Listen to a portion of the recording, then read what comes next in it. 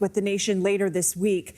And his announcement comes as more lawmakers are joining the widening group of Democrats calling for him to step aside. Right now, the list is at 38 congressional Democrats.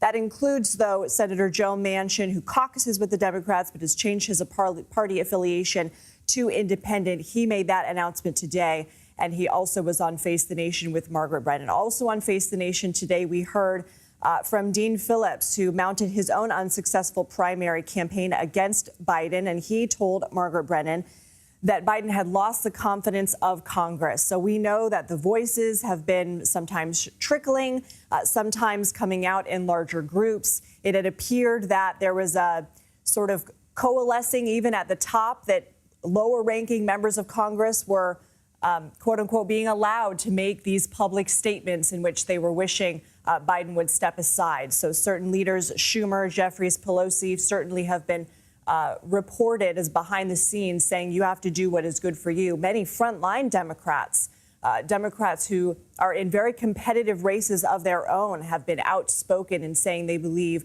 the president should step down. Of course, this all started after a very poor debate performance, the first debate against former President Trump, in which the president admitted he had a bad night. Later, it was revealed that he had a cold. And now, of course, we know that the president is in Rehoboth, his home in Delaware, recovering from COVID-19. We did get a report from the White House doctor today saying he continues to improve. He had his 8th dose of Paxlovid. But this is certainly an enormous development here. The president saying that he will not, while he did intend to run again, he believes it is in the best interest of the party and country for him to stand down and solely focus on fulfilling his duties as president. This according to a new letter that was posted on X. The president also says he will speak to the nation later this week in more detail about his decision.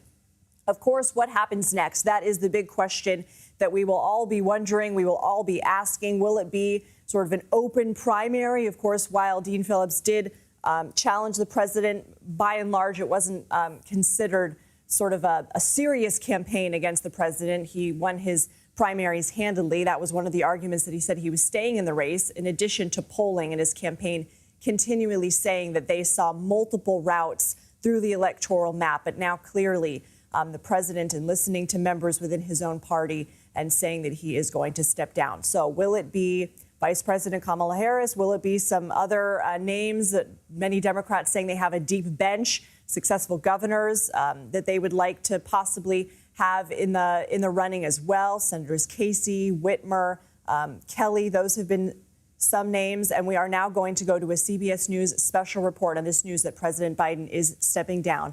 Let's go ahead and wait for that special report. Democratic colleague about how so many House Democrats are worried about Biden's ability to win, worried about their own political future. And President Biden is watched as some of his closest allies in the Senate, like Senator Sherrod Brown of Ohio, who shares many of Biden's views, his appeals to working voters and union members. They've started to break with Biden publicly, put aside any kind of private whisper. And so this has been a tortured decision, I'm told, for President Biden, something he arrived at after a long and winding series of conversations where until the very end, the 11th hour here, he was insisting to many in his family and his inner circle that he wanted to stay in. He firmly believes even now that former President Trump is a threat to American democracy. Think about why Biden decided to run for presidency in the winter of his political career. He has always cited Charlottesville and the white supremacist gathering in 2017 in Virginia as a reason to get in. He fears the rise of what he believes is an authoritarian streak in the Republican Party, the rise of white supremacy broadly in this country, and that has compelled him to stay in despite all of these mounting concerns about his age and his political ability. He believed until the 11th hour that he beat Trump once, he could beat Trump again, but he knew also that as a longtime political operator, someone who has more of a political antenna than almost anyone I've ever covered, that he was losing support fast from Democrats. He lost Democrats who have long supported him, and he wanted to go into the convention with strength. And if that became no longer possible, then he was facing a crossroads where the party might not be with him at that convention in Chicago. And there hadn't been whispers yet of someone mounting a challenge against Biden for the nomination at the convention, but there was certainly talk that if Biden didn't step away in the coming weeks, someone might have to start to run against him. So he's avoided any kind of messy convention by making this decision. But I can't underscore enough, after reporting on this story for weeks, how this is a sad moment for President Biden. He is a proud man in the eyes of his closest friends and family members. This is not someone who ever would want to leave the presidency, something he has thought about as a rising young leader in the 70s and 80s through personal humiliation, political humiliation. You think about his run in 1988. He had a plagiarism scandal, then suffered an aneurysm, but he came back, always coming back, always returning, never quitting, staying in the Senate. Falls apart in 2008 politically when he runs for president, then put on the ticket by then Senator Barack Obama. 8 years president, with the first black man to ever serve in the White House. And then he runs for president, and again, everyone counts out Joe Biden. He loses in New Hampshire in the primary in 2020. He loses in Iowa. He keeps losing. No one counts him as a real contender. And then all of a sudden, one of the leading black Democrats in the country, Jim Clyburn of South Carolina, endorses him, and Biden storms to the nomination in 2020. So that history of a comeback has been informing so much of the decision-making and conversations in recent days. But at the end, at the final hour, it was just no competition for what Biden faced from his fellow Democrats in terms of pressure to leave. But Biden will be closely watched in the coming days. Does he anoint, politically speaking, Vice President Kamala Harris as his successor or not?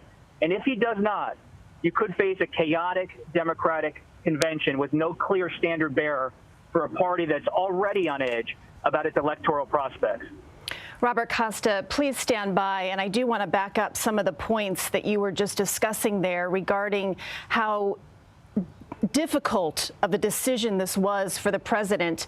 If we could bring up the statement one more time for those viewers who may just be joining us here in this breaking news hour on a Sunday. The president now announcing today that he will end his re-election bid. In a letter just released, he writes that it has been the greatest honor of my life to serve as your president. And getting to the point of what Robert was talking about regarding how difficult and heartbreaking of a decision this was for President Biden, he goes on to say, while it has been my intention to seek re-election, I believe it is in the best interest of my party and the country for me to stand down, that is, and to focus solely on fulfilling my duties as president for the remainder of my term. Willie James Inman is traveling with the president. He is in Rehoboth with the president now, and he joins us now live with an update. Willie, what are people there saying on this historic day?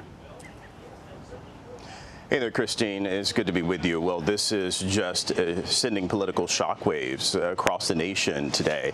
For the most part, things are going about as they should here in this beach community. This is a community that President Biden knows very well. He spends a lot of time here. But if you talk to the folks here, they love President Biden. This is his home state, of course. This is a town that he visits quite often. But in his statement, he also talked about the successes of his administration. He thanked Vice President Kamala Harris. But as Bob pointed out, it'll be interesting to see how this all plays out if President Biden does indeed endorse Vice President Kamala Harris to take the helm to be the Democratic nominee and go up against former President Donald Trump. But the president really saw the doors closing in, so to speak, as those senators came out. You had Joe Manchin come out today and said that the president needed to step aside. You had members of the House, more than 3 dozen Democratic lawmakers stepping out publicly and saying that the president should end his political campaign. And in fact, that is what he did today. Although, of course, he is behind closed doors. He's in isolation because he has COVID-19, growing frustrated with all these public calls for him to step down. So quite a moment in American history for the president to step down in this way in a statement. We haven't seen the president since he arrived here in Rehoboth Beach amid that COVID-19 diagnosis. But I anticipate, as he mentioned in his statement, we will hear from him in the coming days. So, Willie, no indication then, as you just mentioned, the president does plan on speaking to the nation later this week. As far as you know, and what your sources and what you're reporting is indicating, is that we will not hear from the president today, other than this letter. All indications are that we will perhaps not publicly see the president. They have called what we call here a lid, which means that we won't see the president publicly. And remember, he is isolating from COVID-19.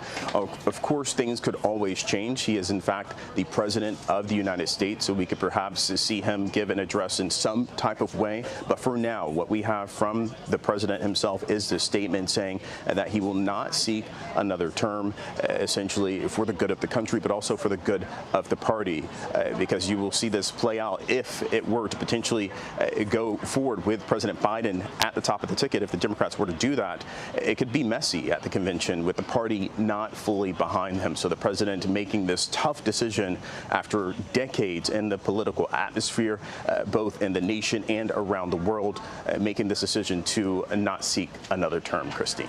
Willie James Inman, thank you for that reporting. He is traveling with the president here this afternoon, with the president in Rehoboth Beach, Delaware, where the president is now recovering from COVID.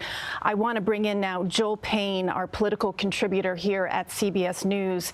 Joel, as you're listening to this all unfold here this afternoon, I just have to know your thoughts in the context of how this will look in America's history. This is a political earthquake for sure. This is major. I don't need to underscore that. This is a very significant development for a number of reasons, particularly looking at the calendar, looking at what this means for the Democratic Party. But I'd be remiss not to take a second and just, focus on Joe Biden here for a moment. This is an incredible personal sacrifice that he's making. And it bookends a personal sacrifice that he made in 2020 when he ran for the presidency by his own narration because of what happened in Charlottesville and his concern about the future of democracy. And so in many ways, it's very appropriate that he would end this chapter of his political career focused again, not on himself, but on the American people. That is the story that will be told.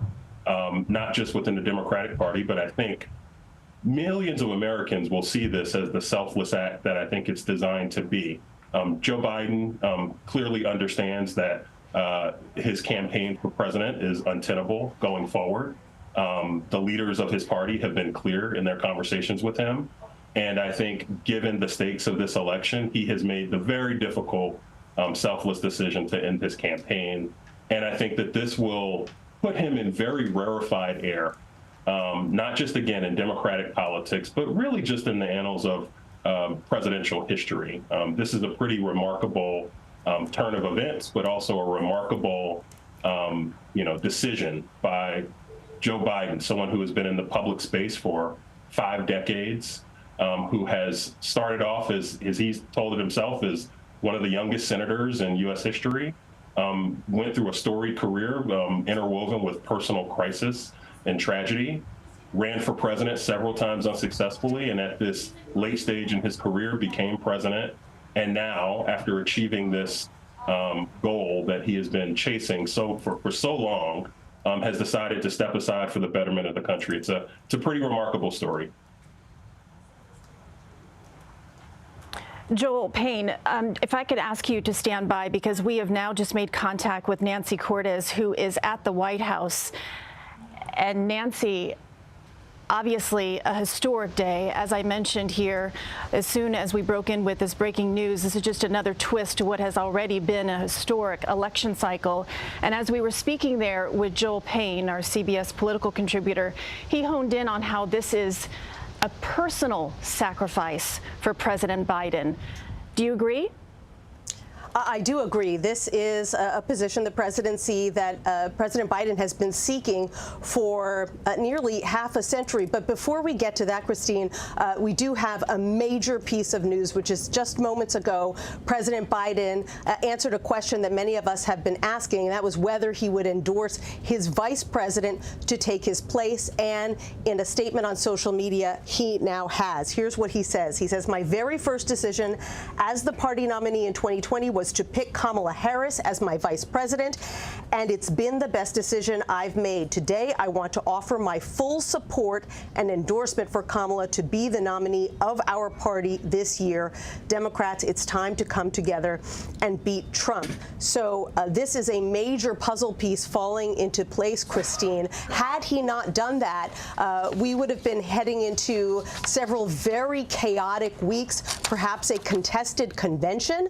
But this is the president basically turning not only his endorsement over to the vice president, but also his campaign war chest, his campaign operation, basically giving her the most high-profile endorsement he can to launch her on what will now be a breakneck 3.5-month campaign for the presidency. This is just something that we really haven't seen in modern times. I have to imagine before he made this endorsement, his inner circle, his team must have said to him, this is our best path forward.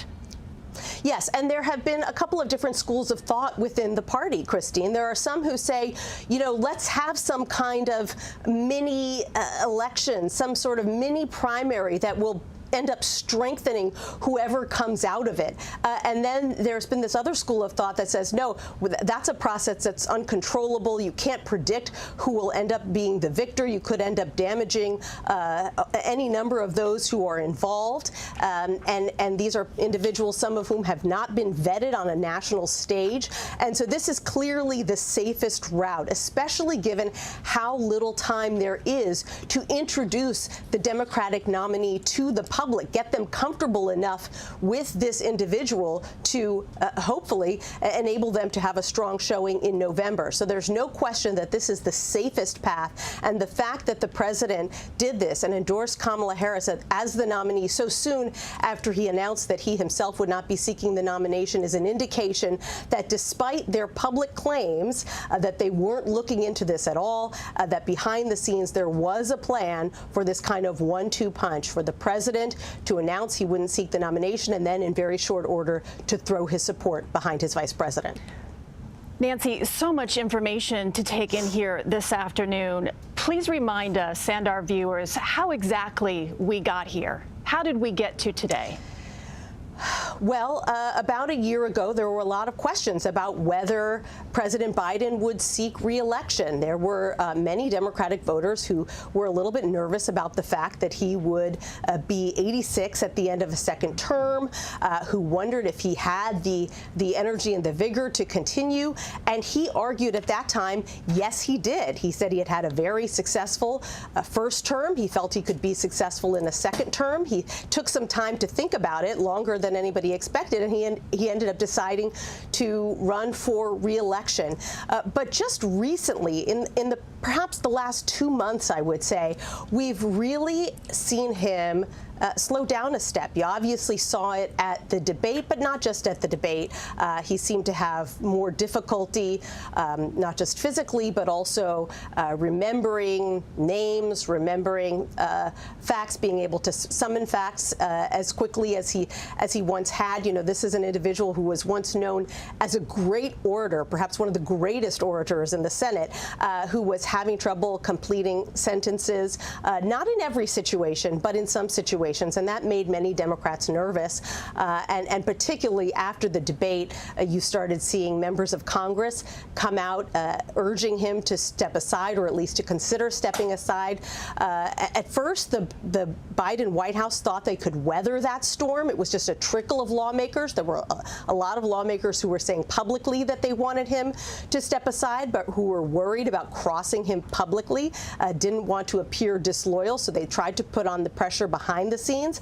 But when that didn't work, you saw Democrats coming out much more forcefully, and you started hearing some equivocation even from Democratic leaders, reports that the leaders of the House and the Senate were not calling on him to resign publicly, but at least telling him behind the scenes that many of their members didn't think that he could win and that he would end up dragging down Democratic candidates in the House and Senate, perhaps causing them to lose the House and Senate. And it was just steamrolling day after day. The pressure was becoming more and more intense until it was clear to this White House that even if they believed that President Biden had a huge well of support in the public, that they weren't going to be able to counteract the sort of daily slings and arrows that he was experiencing from members of his own party, and that for the good of the party, he needed to step aside. You know, Nancy, up until yesterday, the president said he was going to stay in this race. So I wonder what changed overnight. Well, I'm not sure it necessarily did change overnight. Clearly, you don't want to say you're leaving until you leave. But I think the fact that he made this announcement and then so soon after ended up endorsing Vice President Harris to take his place, that shows that there has been some forethought here. That shows that they've been mulling it over. And it's frankly impossible to imagine that they weren't thinking this over. I mean, this has been weeks now since the debate. What was that? June 26th, rather. So almost a month now that they have been enduring calls from their own party to step aside. And, there's only so much of that you can endure before it becomes clear to the Democratic electorate writ large that there is a brush fire brewing within the party, and it simply was untenable. And so yes, they didn't reveal it publicly till today, but clearly there was some planning going on behind the scenes. Nancy Cortez at the White House. Nancy, please stand by. I want to get to Ed O'Keefe now. He is on the phone. He also covers the Biden White House. Ed, what can you tell us here this afternoon? Christine, while this was a surprise to many, I've spoken with at least one senior party official now who says they were given a heads up momentarily before the president issued that surprise letter on social media, and that senior party official was told at the time that the president would be endorsing the vice president. It was his intention to do so. He has now done that, of course, again in the social space. And that now presents a series of challenges because there are no rules in the Democratic Party bylaws, in essence, for how this is supposed to proceed. And while you might conceivably see others try to challenge the vice president, this is a Democratic National Committee that is stacked with operatives and lawmakers and other leaders of the party who are incredibly loyal to her, both from having worked with her perspective, the belief that a woman like her should be president one day, or just ideologically aligned with her, or maybe even just hail from her home state of California, which has such incredible clout over the party given the size of the state. So we are in total, unequivocal, uncharted American political territory at this point. And so much is unknown about how exactly the party will proceed, whether they will respect the president's wishes, or whether we will see a series of people try to conduct a 4-week snap primary leading up to August 19th, which I believe is the day, right? That Monday, August 19th, when the convention begins in Chicago. There have been those, Christina, we should caution this and maybe explain why there's some appetite for this. There's a belief among those who aren't fans of the president anymore, a belief he can't do this, that this kind of drama and chaos might actually be a good thing, that it might drag attention away from former President Trump and his running mate J.D. Vance, that it might draw enough intrigue from voters who have been telling us in polling for more than 2 years that they don't like their choices. It might reinvigorate the entire political system to say, all right, we heard you. We saw our guy stumble. We're making changes to address those concerns, and now let's pick someone else and take them on. And to the question of, does she have the ability to defeat Trump? in various public polls in recent days, she's sitting right at about the same spot the president is, a few points behind Donald Trump in the single digits, not much more than that. There were some polls that actually put her in better shape than the president, either nationally or in certain battlegrounds. So it may just be at this point that a generic Democrat trails Trump by single digits, but the belief of the party is, with the issues they have to run on, restoring access to abortion rights, sustaining democratic, lowercase d, democratic values, ensuring that Ukraine and NATO are sustained into the future, the economic growth that's been seen in the last several years, the work on climate change, and on those issues, they can win. And if they can find themselves a new set of characters to lead the party and perhaps draw new attention and excitement, that might be enough to get past Trump.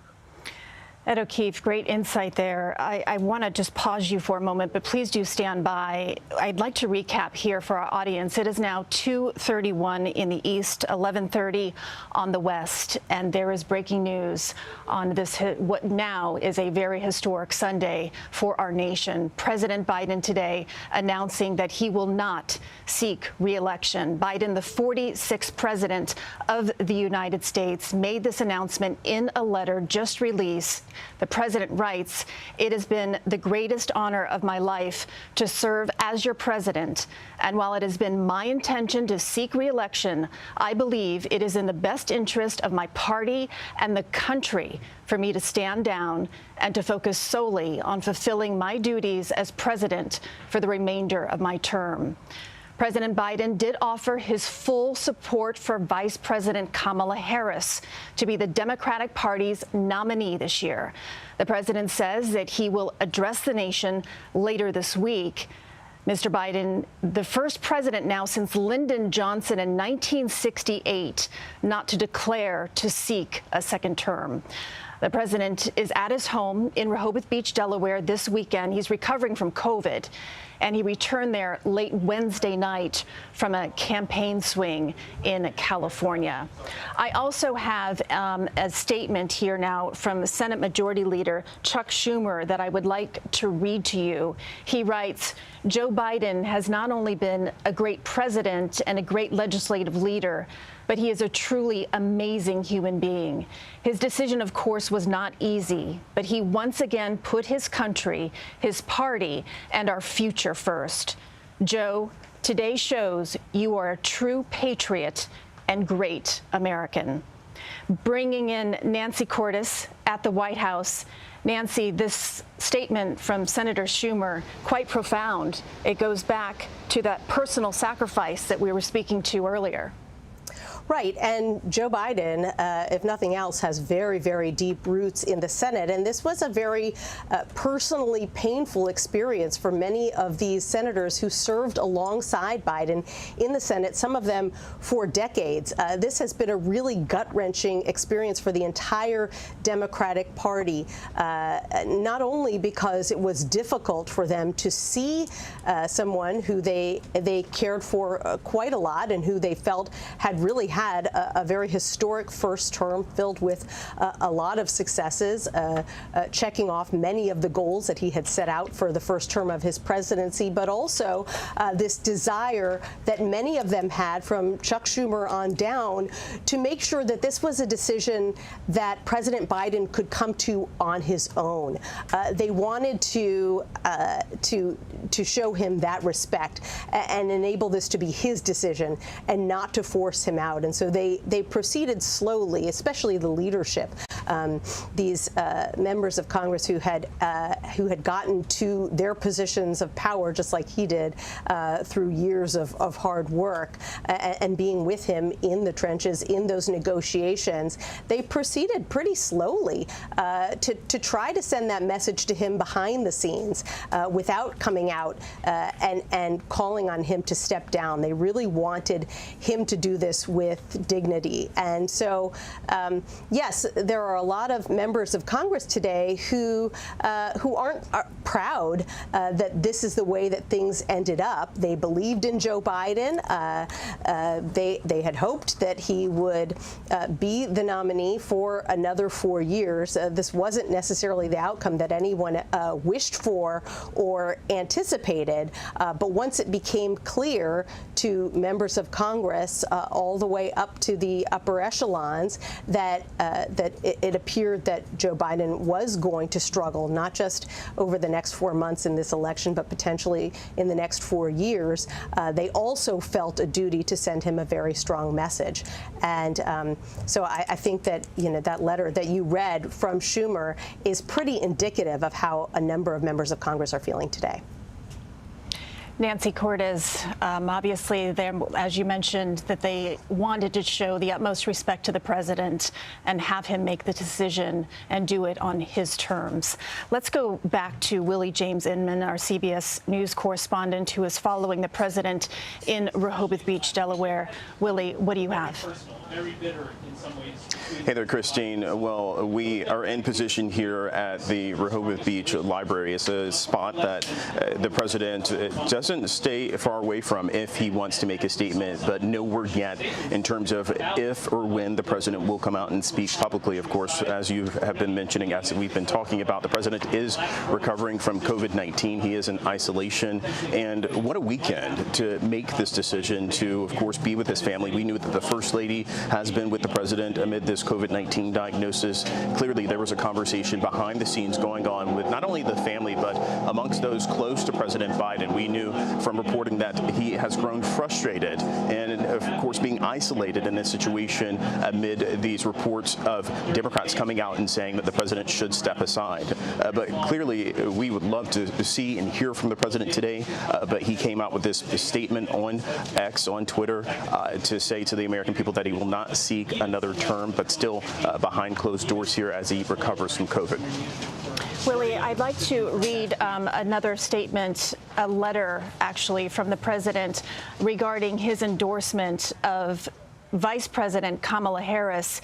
He writes, "My fellow Democrats, I've decided not to accept the nomination and to focus all my energies on my duties as president for the remainder of my term.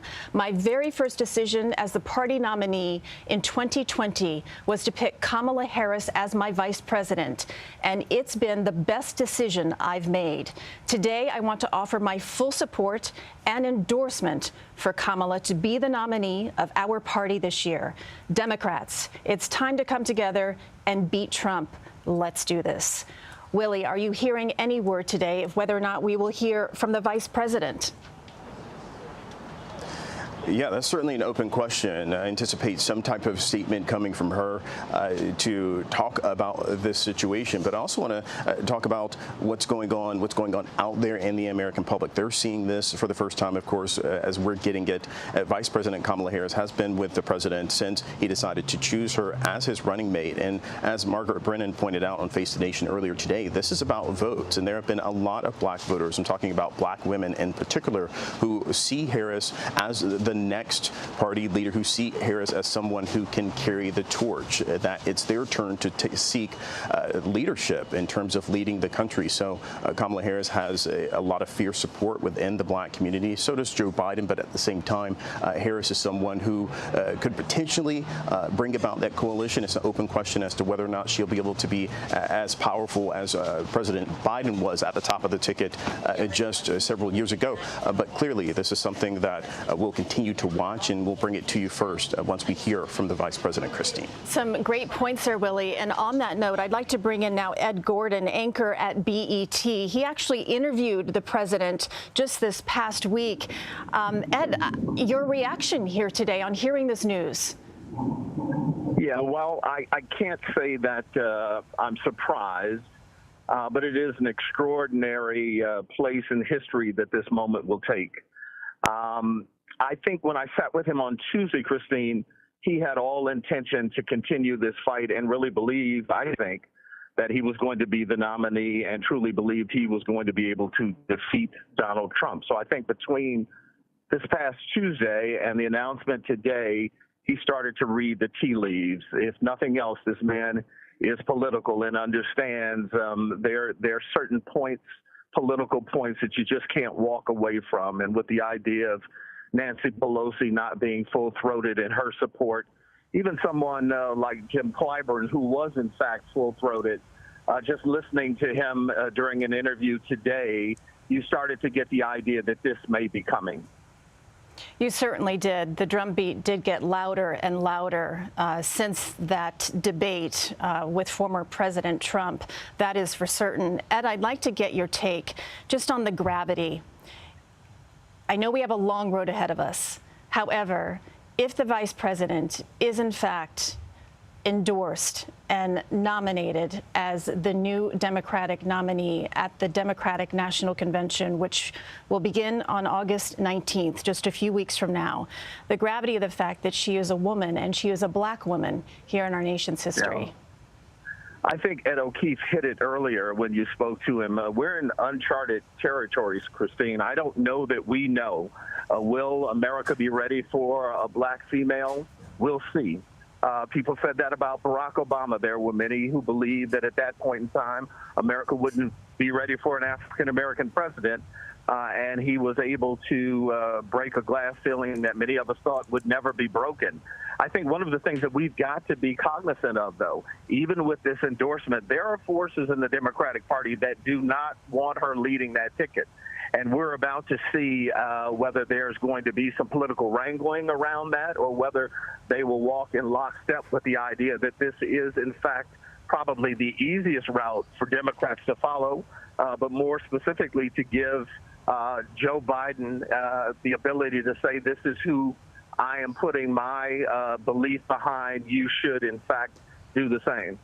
Well, he did put the word out that he is, in fact, endorsing his vice president. So I do wonder if that was meant for everyone in the Democratic Party to hopefully just fall in line. I know you are close to the vice president. You mentioned earlier that you said, is the nation ready to elect its first female black president? Is Kamala Harris, in your opinion, ready for the road ahead that's ahead of her? Yeah, I think, and I'm bothered sometimes by that question. I think African Americans in these positions get that question far more than we give to others. I think, 3.5 years in the White House has certainly readied her more than any other person on the Democratic side. She is a bright woman. She's been in politics for a long time. She certainly, I believe, has the ambition now. She stood stalwart next to Joe Biden.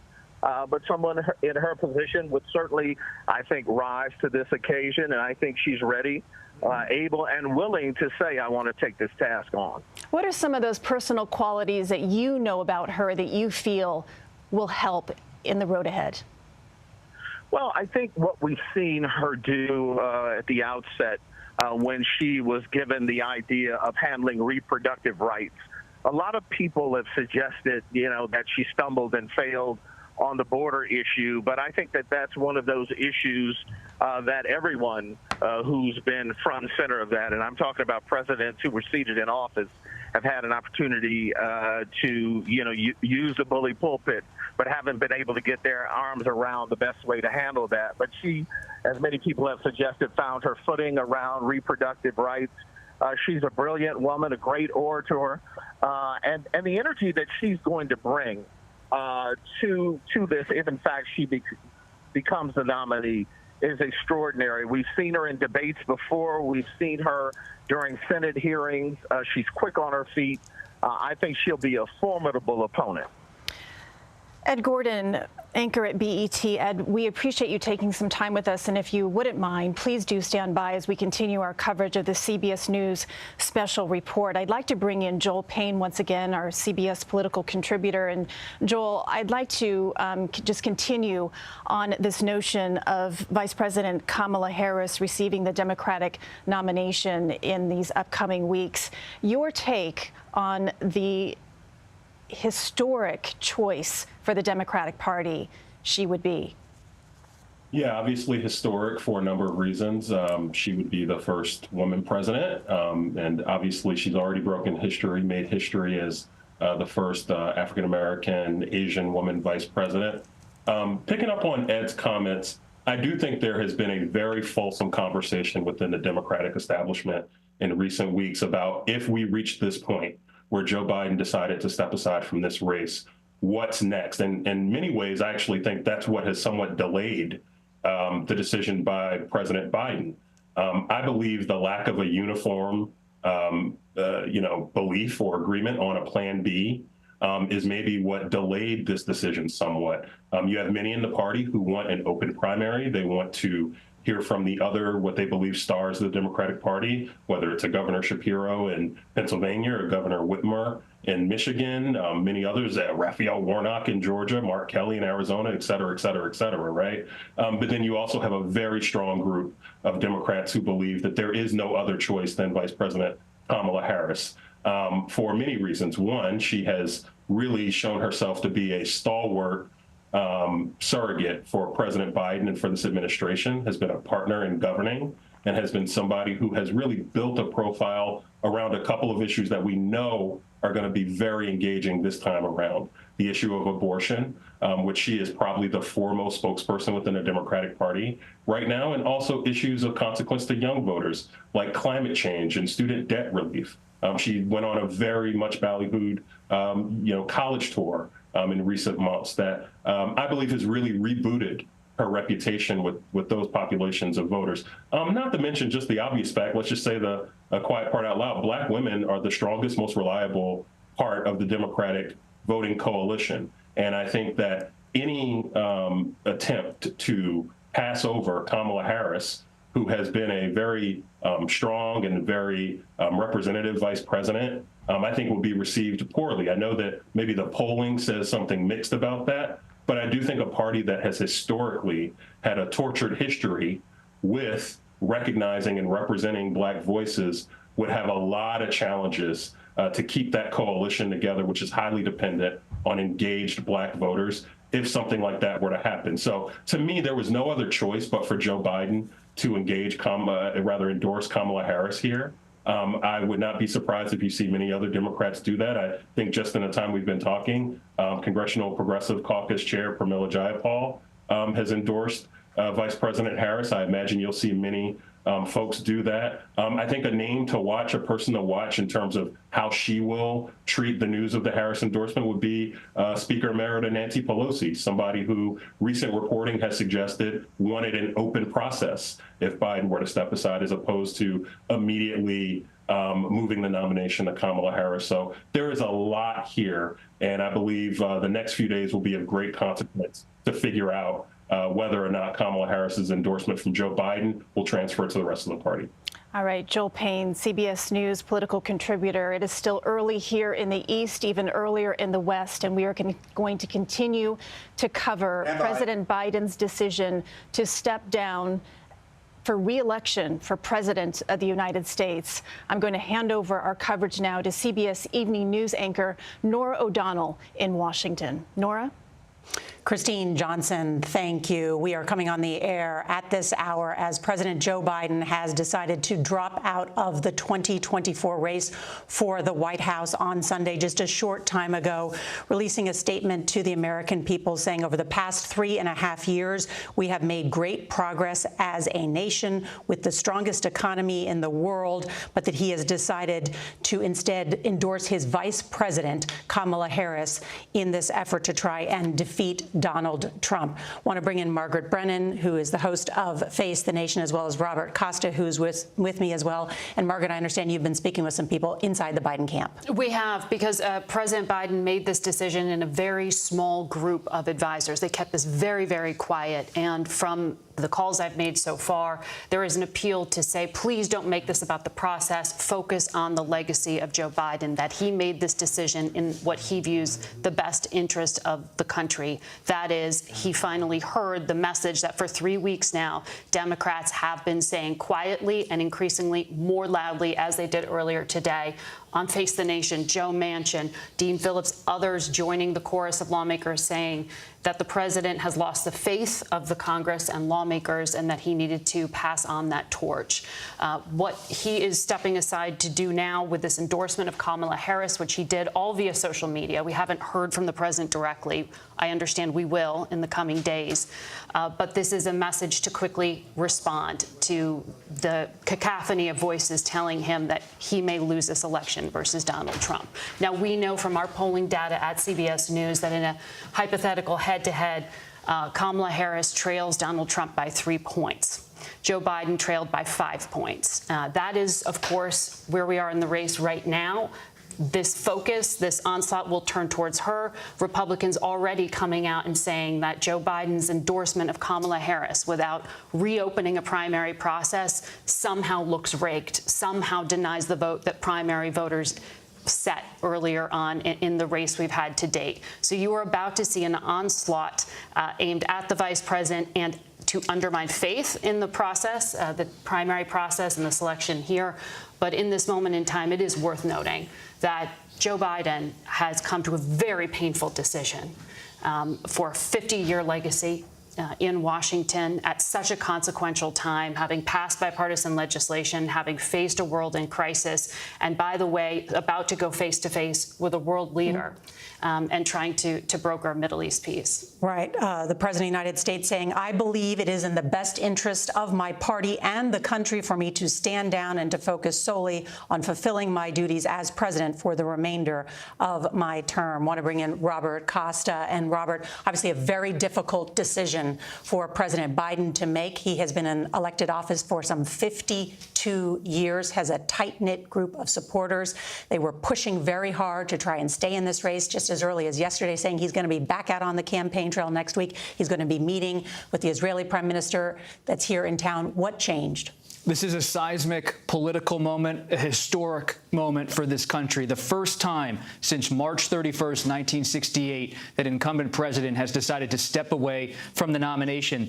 That same year, 1968, the Democrats were having their convention in Chicago, just like they will be in Chicago this year. For Democrats, this was about a pressure campaign on a president who was insisting that he wanted to stay in the race until the 11th hour last night. Based on my conversations with his confidants, his family was urging him to stay. First Lady Jill Biden, Sister Valerie Biden, son Hunter Biden. They believed, as he believed, that he could beat former President Donald Trump. But as Margaret said, he has been in politics since he was elected to the Senate in 1972. He has a political antenna. He saw the pressure rising. This was not something he wanted to do. But he was talking through with his advisors, Mike Donnellan and so many others like Anita Dunn, and saying, if I do get out, what do I do? Do I get behind Vice President Harris? Ultimately, there was a decision for party unity to make sure that endorsement was quick. It came today. He's not making a statement, I'm told, today on camera because he is still recovering from COVID. He's in Rehoboth Beach, Delaware right now. This is a personal retreat for him, a place where he goes for contemplation very often for many weekends. And I can't underscore enough what Margaret said. This was painful for President Biden. He loves being in the political arena. Now stepping out. He will not resign the presidency. He says he will serve his term that ends in January 2025 as he continues to manage foreign policy and domestic policy. This raises questions now about how former President Trump will respond. We're standing by for a statement from his campaign and his top advisors. At the same time, there will be a lot of speculation in the coming days about who will be on the vice presidential slot for the Democrats. Will it be a governor like Roy Cooper? Could it be Secretary Pete Buttigieg? California Governor Gavin Newsom, unlikely to be that pick. It's unusual in American history due to the Constitution to have two people from the same state. Robert Costa, thank you. At this hour, we are covering this breaking news as President Biden has decided to drop out of the 2024 race. He has endorsed his vice president, Kamala Harris, to succeed him. But it is worth noting that there have been a number of elected Democrats who have favored an open nominating process. The Democratic convention is in Chicago in the middle of August. So there is time still for Kamala Harris to try and wrap this up. But the nominating process begins again shortly, so there is much still up in the air. Let's go now to our chief White House correspondent, Nancy Cordes, at the White House with new reporting. Nancy? Nor I can tell you that as of last night, senior officials here at the White House and senior Democratic officials outside the White House were still being told that President Biden was in it to win it and that he wasn't going anywhere, despite all the Democratic calls for him to step down. And then that bombshell came just a couple of hours ago that actually he was going to be getting out after all, which indicates that if he was mulling this over, it was with his family, maybe a very small circle of aides, but that was being kept away from most in the Democratic orbit writ large, because it is obviously a very difficult decision, one that he resisted for quite some time. But clearly, he and those right around him decided that it was just too difficult to try to push back against this growing wave of Democratic lawmakers in particular who were urging him to step aside. Nancy Cortez, thank you. And what kind of challenges does the vice president face? Well, she's got 3.5 months to mount a presidential bid, which would be difficult for anyone. Yes, she has the Biden campaign war chest. Yes, she has the Biden campaign operation. But, you know, she has 3.5 months at the top of this ticket to convince the American people that she is the best person for the job. And that is just something that is very difficult to do. She has to sort of spring in there on day one. She does not necessarily have anywhere near the same size of a team within the White House that the president does, and she's got to try to, you know, get all around the country and make her presence known and convince the American people that she has what it takes to do the job. A couple of weeks ago at his press conference, I asked President Biden whether he thought Kamala Harris was ready on day one to be president of the United States, and he said yes, he believes she is. That's why he chose her. He pointed to her ability to hit the road all over the country, talking about reproductive rights, an issue that's very important to Democrats. He talked about her history as a prosecutor, something that she definitely brought to bear in her years in the Senate, on the Senate Judiciary Committee. But now she has to take those attributes, and the campaign has to take those attributes and sort of refocus the entire message, not just the message of the campaign, but also the message at the convention coming up in just a few weeks. Everything has to change to reorient against someone who, while she has served here in the White House with President Biden for the past 4 years, is a very different person with very different strengths, and that entire campaign machine has to reorient around her. CBS News is doing a lot of reporting, and I want to make sure we get to all of the new information that is just coming in. Robert Costa, I know you have something new you want to share with us. Yes. So sources close to several of the people who might be considered possible challengers to Vice President Harris for the nomination, people close to California Governor Gavin Newsom, people close to Gretchen Whitmer, the governor of Michigan, all saying they're preparing to stand down. They do not believe that Democrats will challenge Vice President Kamala Harris at the convention in Chicago. Already in this immediate aftermath of President Biden's momentous decision, you see behind the scenes Democratic consolidation. The real race will be for vice presidential nomination on the Democratic side, but it is intriguing to me as a reporter, but there's no one at this moment preparing behind the scenes to challenge Vice President Harris. That's right. Governor Gretchen Whitmer just saying, with Biden out, my job in this election will remain the same, doing everything I can to help elect Democrats and stop Donald Trump. She wrote that on social media, so she will not get in the way of Kamala Harris seeking this Democratic Party nomination. And my sources agree with yours in terms of not seeing a head-to-head challenger. But the question then becomes, who is the person who stands beside her August 19th at that Democratic convention to seek the nomination in that vice president role? That's where the focus is. Anyone, I was told, looking to challenge her would be committing political suicide to try to go head-to-head after Joe Biden had been so key in making it very clear, just within minutes of announcing he was not going to seek re-election, that he was endorsing her. So that's what we're looking at now. In a moment, let's talk about who those potential vice presidential picks will be. But first, I do want to touch base with Willie James Inman. He is in Delaware. And I know, Willie, you have some reaction from the Biden family. Willie? Hey there, Nora. Good to be with you. Well, the Biden family is reacting to this seismic news today. Jill Biden, she reposted the president's statement and she put a heart emoji, so sending her love to her husband. We know that the First Lady has been with the president as he's recovering from COVID-19 here in Rehoboth Beach, Delaware. We also are seeing some reaction from the president's granddaughter, Naomi Biden, who said, quote, "I'm nothing but proud today of my pop," referring to her nickname, of course, for the president there. And I want to bring up some reaction as well from Frank Biden, the president's younger brother, who tells ABC News that his brother's decision to step down out of the race boils down to his overall health and vitality, but also beating this genuine threat to our nation in the form of Donald Trump. Some reaction there from the Biden family, of course, who have been close with the president in coming to this decision that we are seeing today, Nora. Willie James Inman, thank you. It is now the top of the hour, 3 o'clock here on the East Coast, and we are coming on the air with this breaking news. The historic decision by President Joe Biden announcing that he will not seek re-election, that he is dropping out of the presidential campaign, and that he is throwing his support behind his Vice President Kamala Harris. The president in a statement saying, "We have made great progress as a nation and that it has been the greatest honor of my life to serve as your president. And while it has been my intention to seek re-election, I believe it is in the best interest of my party and the country for me to stand down and to focus solely on fulfilling my duties as president for the remainder of my term." The president also indicating that he will speak to the nation later this week and have more detail about his decision. Let's go now to our chief White House correspondent, Nancy Cordes, at the White House with new details. Nancy? Nora, you just read from that letter that the president sent and that went out publicly at 1:45 this afternoon. Well, I've just learned from a top White House official that senior campaign and White House officials were informed of his decision right before that letter went out. He said he'd been reflecting on it for the past couple of days and that this information was closely held.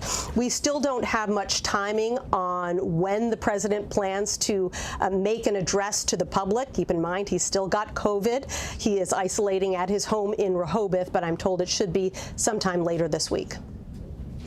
And Nancy, what about the vice president? I understand that she was just in Cape Cod at a multi-million-dollar fundraiser. Where is she today? What's happening inside her group of advisors? She has had to be so careful these past 3 weeks to be out there on the trail campaigning as if nothing has changed. At no point did she want to look like she was gunning for this job or hoping for the president to step aside, and yet she had to continue to be a vigorous campaigner pushing for the Biden-Harris ticket. And I anticipate that she is going to continue to, not want to get out ahead of the president. She has to now launch into a lightning sprint between now and Election Day, and yet with the president holed up with COVID, she's going to want to be very careful until he's had his opportunity to get out there and explain in a more fulsome way to the American people why he has decided to step aside and why he has decided to throw the weight of his support behind Kamala Harris. Nancy Cordes at the White House, thank you for that perspective and new reporting. Robert Costa is here. Robert? I've been texting and speaking with members of the inner circle of Vice President Harris. She is now perhaps the most important political figure in the United States. The assumed Democratic nominee, the first female to serve as the Democratic presidential nominee since Secretary Hillary Clinton in 2016. Her team and her closest friends are telling CBS News this afternoon that she is prepared to be the nominee to take on former President Trump at a debate, that they believe she is a strong debater, that she proved her chops when she was on the Senate Judiciary Committee grilling nominees for the Supreme Court, and that she was a prosecutor in California going back to her days in San Francisco. Her inner circle said she has been careful in recent days, but she has also been thinking ahead to the possibility as these calls and discussions have picked up speed. She expects former President Obama, President Biden in particular to be out on the campaign trail for her. And there's also a belief right now inside Vice President Harris's inner circle that they could put former President Trump on the ropes, that he has so far in the past few days attacked her on personal characteristics, attacked her laugh at his latest campaign rally, called her Laughin' Kamala Harris. And they believe those kind of attacks, which are personal, will not stick with the kind of swing voters that are ultimately perhaps going to decide this election in the key battleground states. Robert Costa, thank you. Also with us, checking in with many of his sources, Ed O'Keefe. And Ed, what can you tell us at this hour? Nora, good to be with you. There is a meeting underway of the Democratic National Committee senior leadership amid the unexpected news, at least unexpected to many of them. There was a meeting going on this afternoon that was designed to sort of put the finishing touches on the convention planning, which is 4 weeks from tomorrow. But they did not get enough heads up, and in this meeting weren't able to at least address this. But we know that the DNC chairman, Jamie Harrison, convened his top brass very quickly. And in that other meeting, when the word came, said he was quite emotional about it. They have put out a statement here just a moment ago, and let me read from this, because these are the people that are going to have to set out the rules of the road for the next few weeks. It says, in part, Democrats are prepared and united in our resolve to win in November. As we move forward to formally select our party's nominee, our values as Democrats remain the same.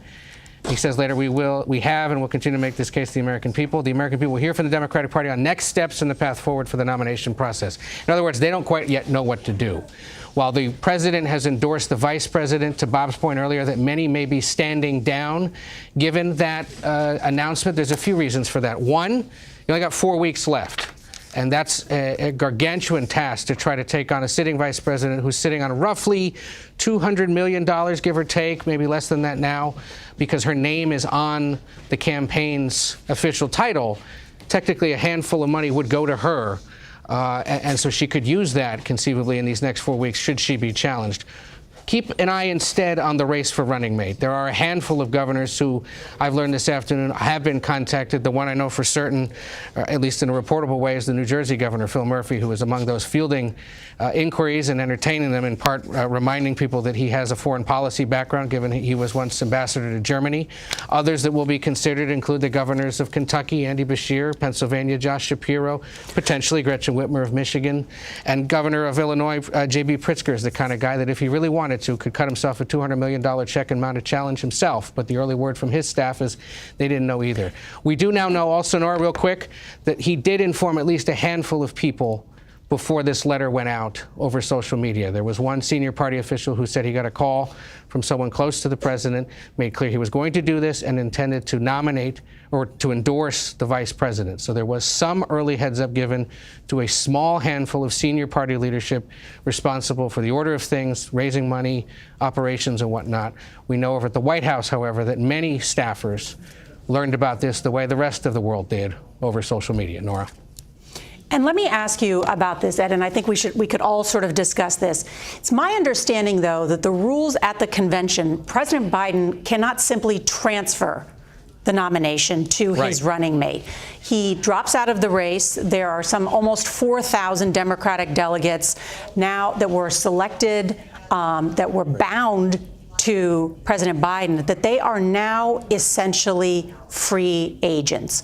Now, Biden-Harris is the name of the campaign. She will get the, tens and millions of dollars that have been donated to the campaign. But is there a threat to her getting the nomination? So what is the situation now is people have run for delegate across the country. And if they ran as Biden delegates, they are now what is called pledged delegates ahead of the convention in Chicago. It's important to note that if you are a pledged delegate, you are elected in our system, but it is by no means legally binding. So to your point, yes, legally speaking, is there an opening for someone to come in on a first ballot vote that is somewhat fluid and say, I want the pledged delegates to walk away from their pledge? Yes, that's very possible.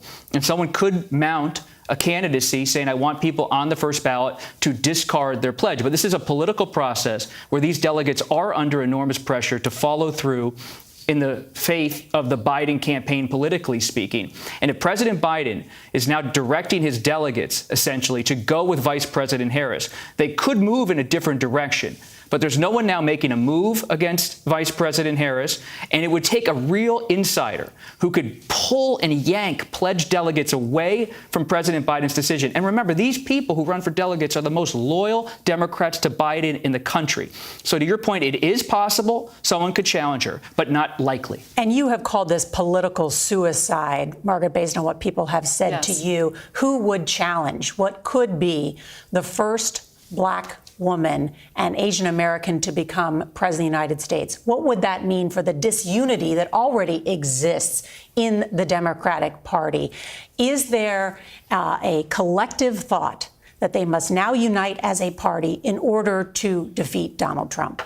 There is a desire to take this public embarrassment that has been the past 3 weeks of disarray and dispute within the party, and in the next 3 weeks be able to clean it up so that at the convention they can shift the conversation to unity and to messaging. They just saw a very well-orchestrated Republican National Convention and a message of Republican unity there after, during a primary where the Republicans were not united. So the emphasis here from those I've spoken to so far is at least there is the intention to try to make this about issues, to try to make this about next generation, about fresh blood, about understanding, and that there's a lot of focus on who that vice presidential selection would be to join Kamala Harris on this ticket. Bob made a great point earlier in terms of that backbone of the Democratic Party, black women. And that is about really leaning into the strength there, not wanting to in any way undercut the vice president. But they know they have a problem with the working class, the white working class male vote. There is going to be a real focus on trying to bring that in. When we talk about some of these names that are being floated, whether it's the Kentucky governor, Andy Beshear, or the governor of Pennsylvania, Josh Shapiro, those are states where there is this emphasis on can they speak to that vote. You see their possible vice presidential picks. This is speculative at this point. It is going to be Kamala Harris. Well, it's more than speculative. It's already happening. We're getting reporting at CBS News, someone close to Vice President Harris telling CBS they would like to see Michigan Governor Gretchen Whitmer picked as the vice presidential nominee. This is one of her longtime allies to double down as a female ticket against former President Donald Trump, who has been found liable of rape in civil court, who has had different allegations thrown at him in many decades. So there's already a feverish activity behind the scenes to get people on the ticket. This is tough. This is a compressed time window, and it's amazing to me how just within minutes people are setting up their camps to try to get on the ticket. But we have to come back to the point. While as political reporters, I'm highly interested in who is the running mate for Vice President Harris. The most important thing now is the President of the United States has said he will back his vice president for the presidency, and the vice president, who is a former Attorney General of California and senator, is now likely going to be the Democratic nominee. This is a lot like 1968 when President Johnson pushed Hubert Humphrey towards the nomination. Presidents are using their political capital in these moments. And what will quickly follow in a sign of Kamala Harris's strength is if the Obamas come forward and say that she is the best person to move the Democratic Party forward.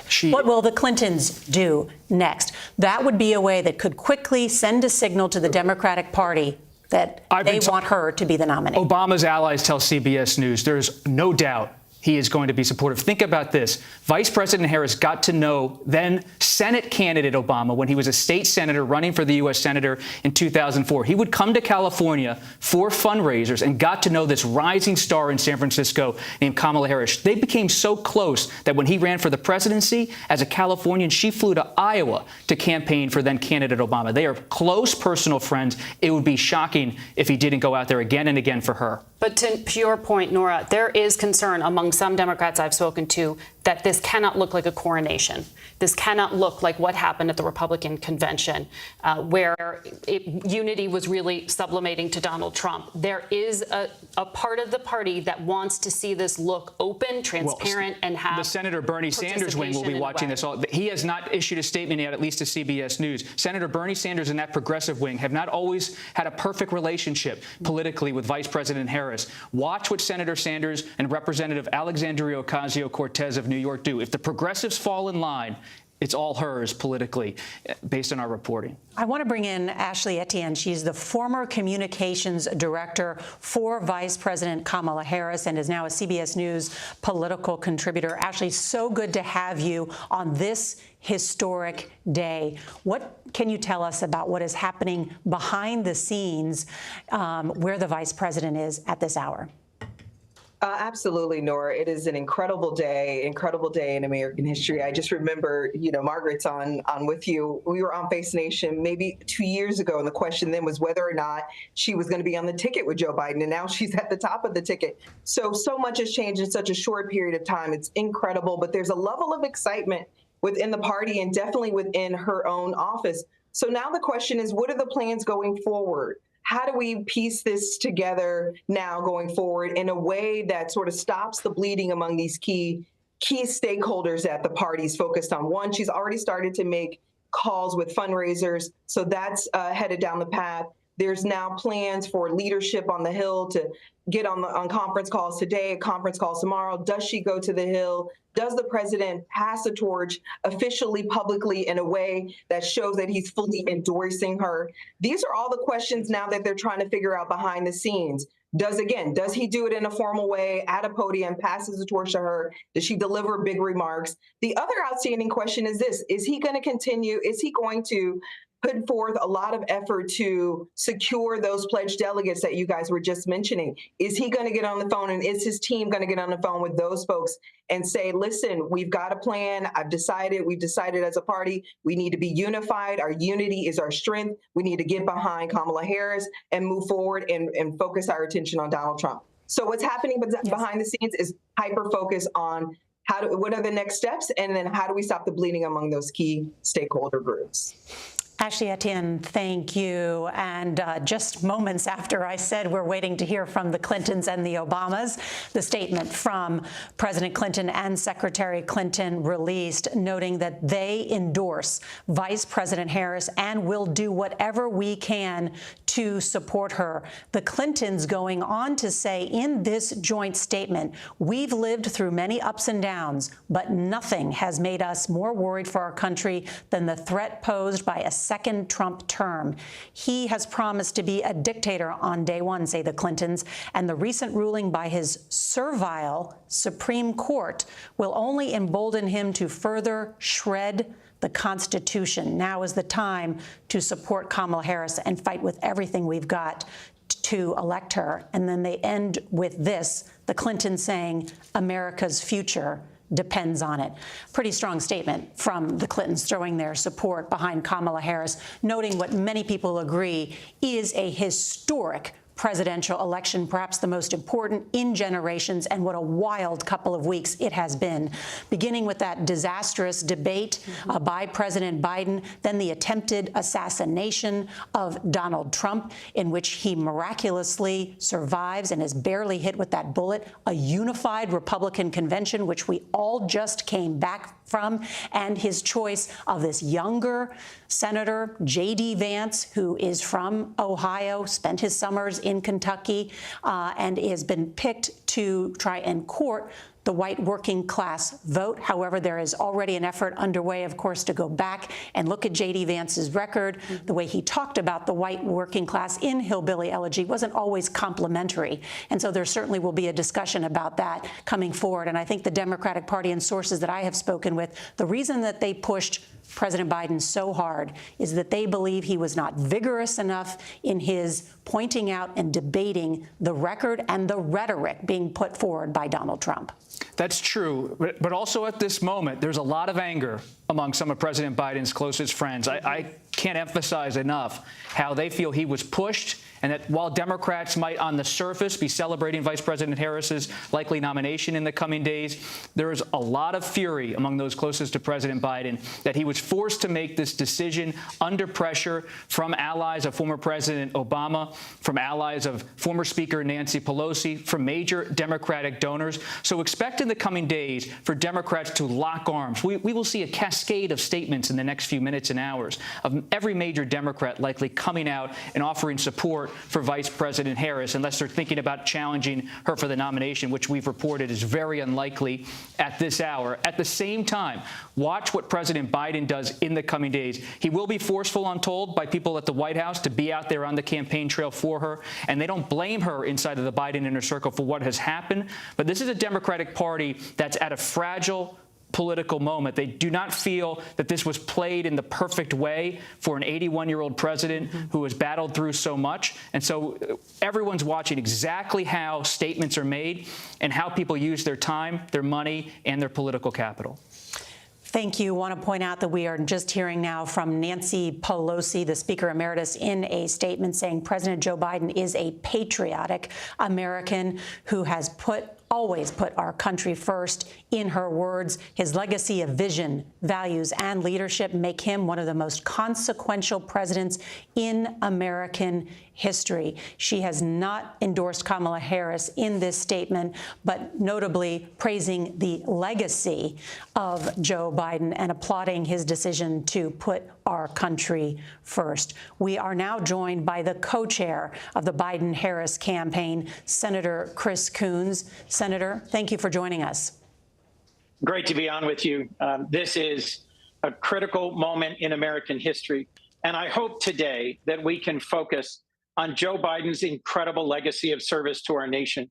50 years. He has been serving us in the Senate as vice president, as president, and today he's made a very difficult decision in the best interest of our nation to continue serving as president, to continue rolling up his sleeves and tackling the challenges that still lie ahead of us in the next 6 months, but to step aside in terms of the nomination of my party for president in order to make certain that Donald Trump is not returned to the White House. I admire, I respect, I love Joe Biden.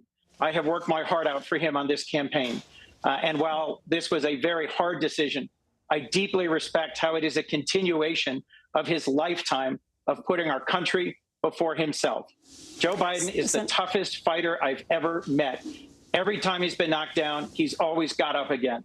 And the challenge of seeing this moment and of recognizing what was in the best interest of the nation was a significant challenge. I still believe he could have beaten Donald Trump, but I also know that what he's done today is in the best interests of our nation. And Senator, what now is happening with Vice President Harris? When will we hear next from her? I don't know her schedule today or when she'll come on TV, but what matters is that President Biden has made an historic, a brave and important decision that we should reflect on his legacy and his leadership, which is the legacy of the Biden-Harris administration. As you know, I'm a member of the Judiciary Committee.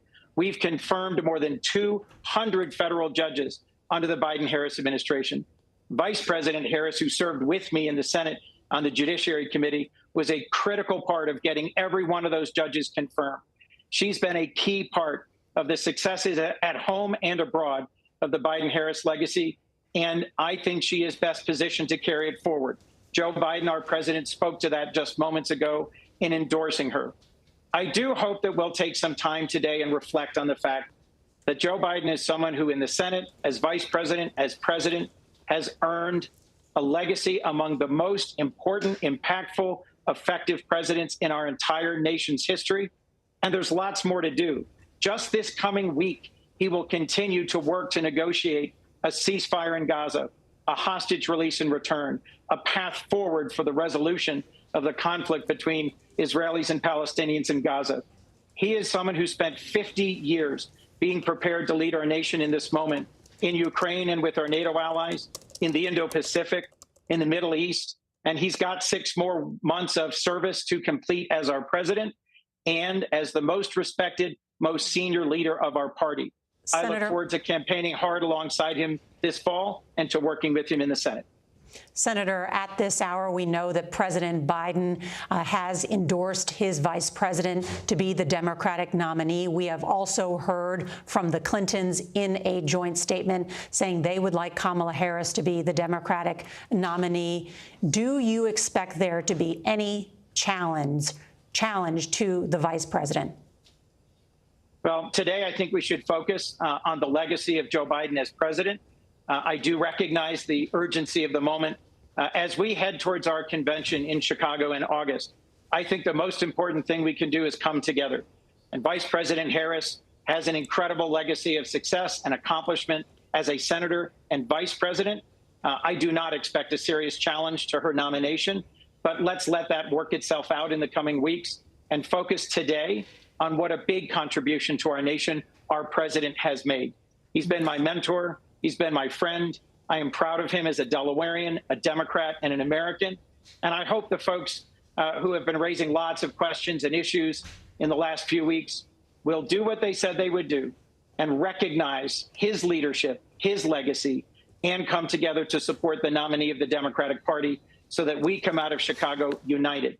Donald Trump is a unique threat to the future of our nation, and his choice of a running mate is someone who I've served with in the Senate and who I think, in terms of our continuing to stand strong behind Ukraine in their fight for freedom, to continue to advocate for the rights and liberties of Americans, shows everything we need to know. We should be focusing on the fall campaign and the threat that Donald Trump presents to the real legacy of accomplishment, fighting for the middle class, reducing prescription drug prices, combating climate change, helping veterans. Our president and vice president have gotten incredible things done. They've gotten them done through bipartisanship, too. They've reached across the aisle. They've crafted incredible legislation that's made a difference in everything from gun safety to combating climate change to investing in manufacturing to rebuilding this country.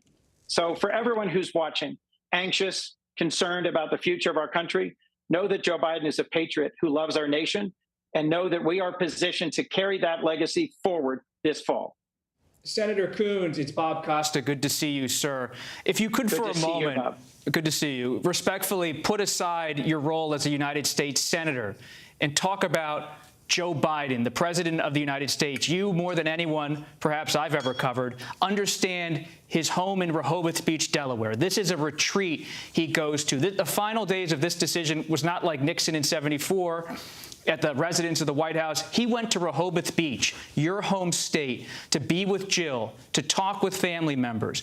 Tell us about the importance of the site of this momentous decision in American political history, him watching the waves at Rehoboth Beach down the street from the boardwalk and the ice cream stands, a place that he has gone to again and again, decade after personal highs, political humiliation. He always goes back to Rehoboth, back to Delaware, back to the family. And I know this was a heart-wrenching decision for him based on our reporting, but you're one of his closest friends in American politics. Give us a candid assessment of what this has really been like for him.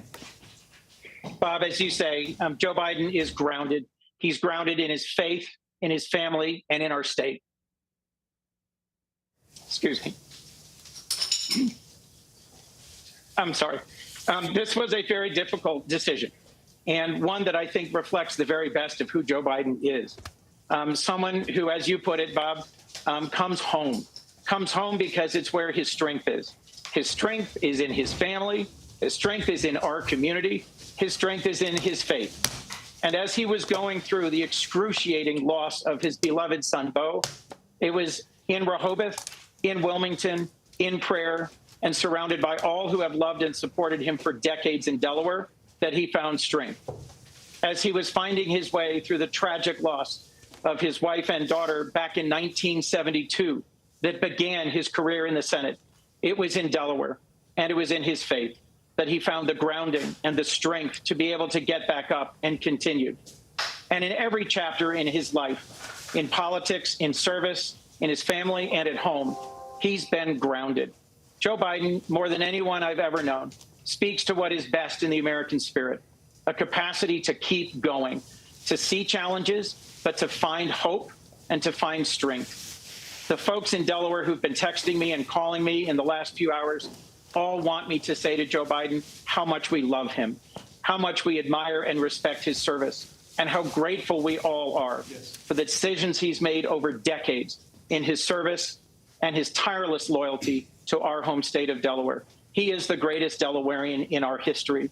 And the fact that he has chosen to be grounded in our community, in our parish, in our parishes, in the traditions and history of bipartisanship and of respecting each other and of being compassionate and decent, all of that comes from our community his family, his faith, and our traditions. And so thank you for asking. He did make the hardest decision, I suspect, of his whole life in a way that was informed by and grounded by everything that has sustained him in his decades of public service. Senator Coons, it's Margaret Brennan, and I appreciate your emotion talking about your friend and doing so in a way that really speaks to his legacy. I'm wondering, as you talk about how painful this decision was, this was a painful and drawn out 3 weeks where it was death by 1,000 cuts. And he was being urged publicly to make the decision he ultimately came to. I wonder if you have any insight into what ultimately shifted for him.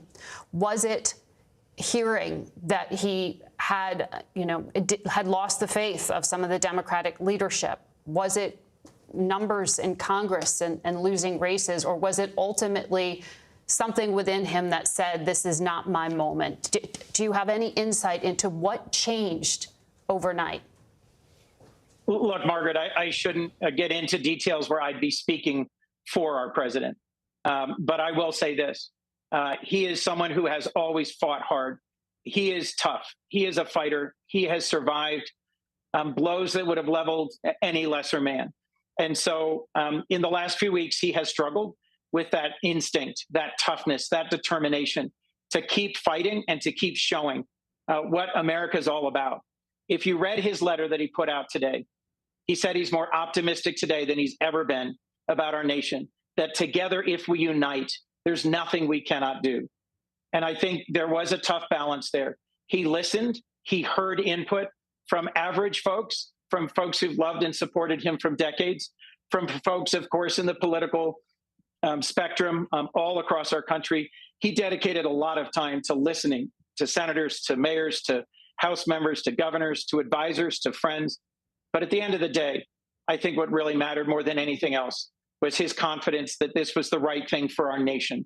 Joe Biden has always put our country first, and his ability to keep fighting these next 6 months to get things right on the world stage, to address the tragedy and the conflict in Gaza with Israel, to secure freedom for the people of Ukraine as they continue to fight Russian aggression, to put some finishing touches on critical work in the Indo-Pacific, and to do that while also leading a campaign effort for the Democratic nominee.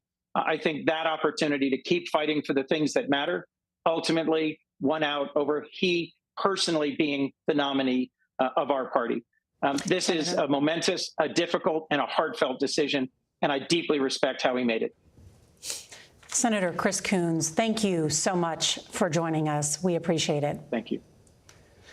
And it is now 3:30 on the East Coast. And just to update everyone who is just joining us, President Biden has made the decision to drop out of the 2024 presidential contest. This happened at about 1:45 Eastern time, so almost 2 hours ago, informing his campaign team just a minute before he put this statement out, where he said, "It has been the greatest honor of my life to serve as your president. And while it has been my intention to seek re-election, I believe it is in the best interest of my party and the country for me to stand down and to focus solely on fulfilling my duties as president for the remainder of my term." President Biden has also endorsed his Vice President, Kamala Harris, to be the Democratic nominee. And we have also heard from the Clintons in a joint statement saying they endorse the Vice President to become the nominee because, in their words, America's future depends on it. They say they have been through many ups and downs, but the Clintons saying nothing has made us more worried for our country than the threat posed by a second Trump term. I want to bring in Ed O'Keefe, who covers the White House as well. And this has been a difficult decision for President Biden, who has been described as very angry as he is still recovering from COVID at his home in Delaware. What ultimately moved him to make this decision?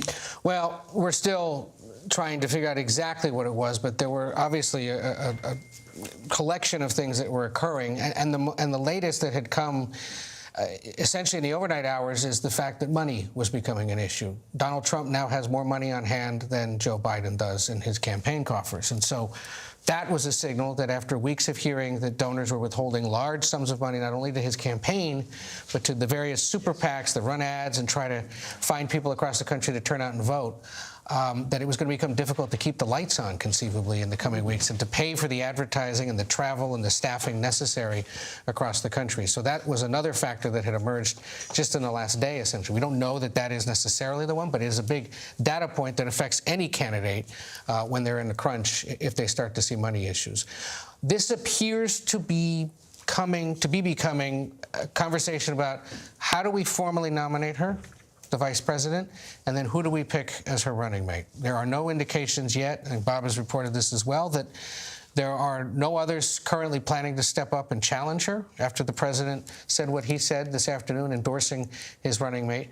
But there will be a conversation about who is most palatable, who makes the most sense to be on the ticket with her. We've heard about a handful of governors, some senators as well across the country from key swing states that could conceivably help. We've seen some statements from some of those that had raised concerns about the president in recent days. Let's look at this list, for example, here. You have the Kentucky governor, Andy Beshear, the Illinois governor, J.B. Pritzker, the Michigan governor, Gretchen Whitmer, the North Carolina governor, Roy Cooper. Those four right there are seen as potential good ones because they have executive experience. They've run modestly sized states, or in the case of Andy Beshear, won re-election as a Democrat in a red state, and are seen as the kind of person who can be sent out to campaign with the Senate and House candidates who for the last 3 weeks have been saying they can't campaign alongside the president.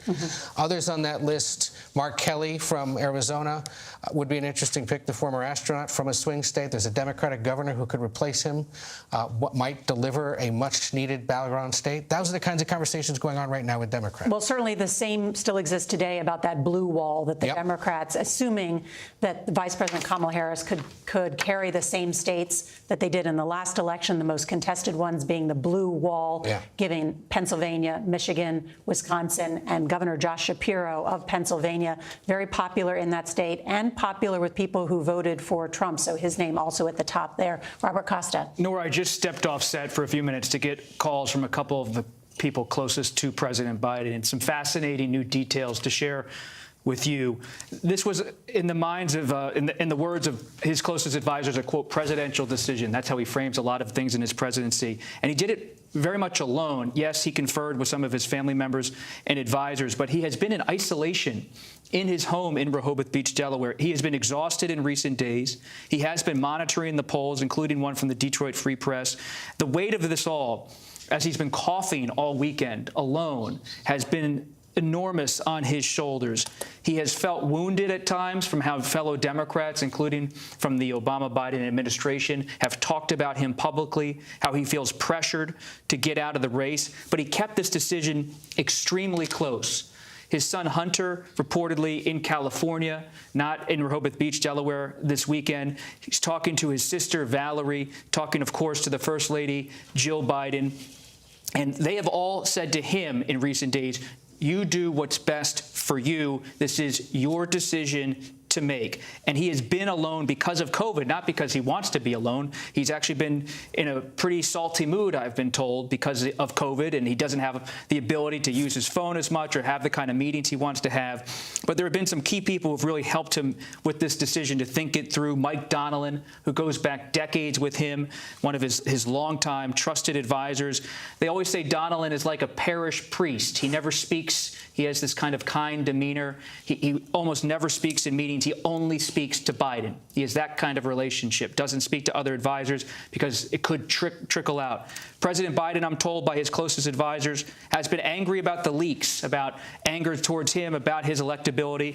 He has also made clear to people privately that Vice President Harris needs to be fully supported. And they're watching in the coming days. Not only does President Biden address the country, but will she address the country in some capacity? Now, it's unusual for a vice president to have a national address, but she could make some sort of major speech that's not formal with the office of the vice presidency, but a political speech to reintroduce herself to the country. And as late as yesterday evening, some of the people closest to Biden still believe the decision was fluid, was being active, that this is something that came together with 3 or 4 people in the last 6 to 12 hours. And that I can confirm, having reached out to some of the folks who even this morning, like Cedric Richmond on our air, on Face the Nation this morning, coming out and backing Joe Biden, saying he is staying in this race. I've reached out to others from the campaign who said they were also surprised because they went out in fight mode this morning saying he's dedicated, he's not giving up. It was news to them when this was announced. You know, when it comes to the vice president, Nora, it's important to remember, this isn't the first time the question has been asked, is she ready? This was an 81-year-old president. Every single interview Kamala Harris has done, she's been asked, are you ready? Because she was a heartbeat away, and that meant something for an 81-year-old president. I was just looking at my last interview with her, and she said, yes, I am, if necessary, but Joe Biden's going to be fine. That was last September. That's how long we've been talking about Joe Biden's age as a factor in this election and a worry for the electorate.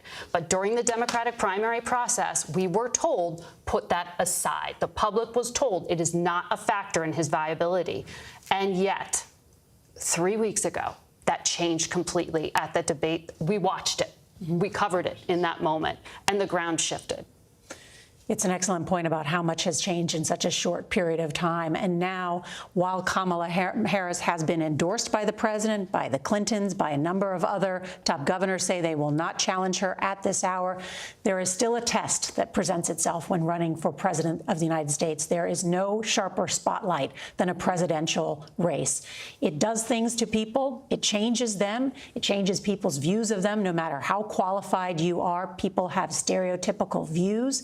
It is a tough grinder to run for president of the United States. She has the benefit of having run for president. She has the benefit of being 4 years almost in the vice presidential mansion in the White House side by side. Joe Biden has kept her in a lot of these key decisions by her side, but now this will test her and those around her in a way that she's not been tested to this point. And she has been on the campaign trail quite consistently over the last several weeks since the debate, but even before that fateful debate. Just yesterday, raising $2 million up in Cape Cod with thousands of supporters. And I've been watching some of her speeches, and they've been very vigorous. Yep. And they have been very tough in terms of taking apart Donald Trump, his second term, Project 2025, which is not associated with the Trump campaign, but there are strong ties between former Trump officials and this heritage project, which many people view as a dark turn if that were to become part of a new administration. So she has been at the front of prosecuting the case against Donald Trump, but much of her speeches have not been covered either on local or national news. Well, I've traveled with her in recent weeks on Air Force 2 to see her up close as a political athlete. What's she like? And let me tell you this, based on my reporting, she is not the Kamala Harris we saw in 2020, who was a United States Senator, running as a progressive favorite for the presidency.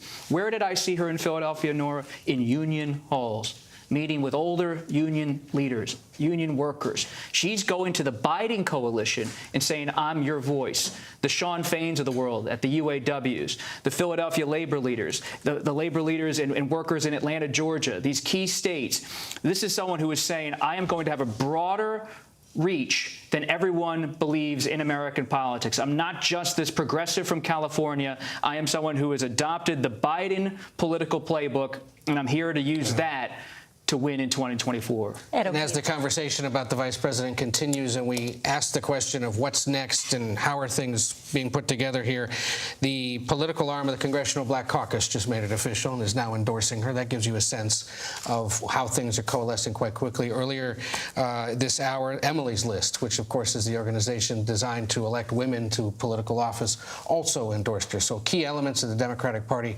coming under her wing already just within hours of the president's announcement. We also know that there will be a meeting at the top of the 5 p.m. Eastern hour of the Biden campaign and some Democratic National Committee officials to sort of go over what to expect next. We have no word yet on whether we will hear from the vice president today, what her reaction is to all of this, whether she has spoken directly to the president. That's information we're seeking and obviously in hot pursuit of. But it's believed that we will hear from her at some point by the end of today in some form, acknowledging the president's decision and announcing what her intentions are. President Biden dropping out of the 2024 race for president and endorsing Kamala Harris. Those close to the president want the focus today to be on his legacy and what he has done for the American people. But already there is a focus on, will Kamala Harris face any challenges in her effort to become the Democratic presidential nominee. So far, already a strong statement from the Clintons, a joint statement endorsing her as the next nominee. Ed O'Keefe. And now there's a lengthy statement from President Obama, which, to my initial read, has no endorsement of the vice president, but says in part, President Biden pointed us away from 4 years of chaos, falsehood, and division that had characterized Donald Trump's administration. Through his best policies and his example, Joe has reminded us of who we are at our best, a country committed to old-fashioned values like trust and honesty, kindness, and hard work, a country that believes in democracy, rule of law, and accountability. It says later, we will be navigating uncharted waters in the days ahead, but I have extraordinary confidence that the leaders of our party will be able to create a process from which an outstanding nominee emerges. I believe that Joe Biden's vision of a generous, prosperous, and united America that provides opportunity for everyone will be on full display at the Democratic Convention in August, and I expect that every single one of us are prepared to carry that message of hope and progress forward into November and beyond. For now, Michelle and I just want to express our love and gratitude to Joe and Jill for leading us so ably and courageously during these perilous times, and for their commitment to the ideals of freedom and equality this country is founded on. No endorsement there of the vice president. So some new information coming to light to CBS News. Everyone now is watching to see how former President Trump handles this.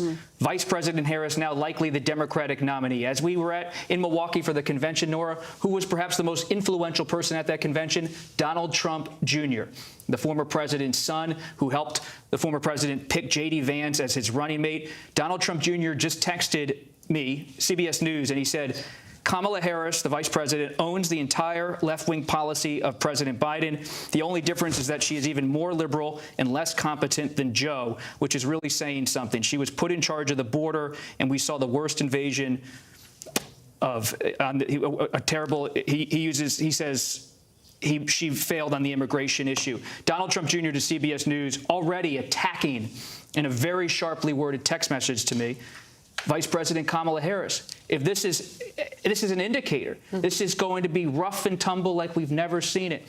Not necessarily within the Democratic Party at the Unite, as we keep seeing in the minute by minute in the Democratic Party, but the former president's son, who is one of the most influential Republicans in the country, close to Tucker Carlson, close to his father, close to all these senators and governors, he is already attacking.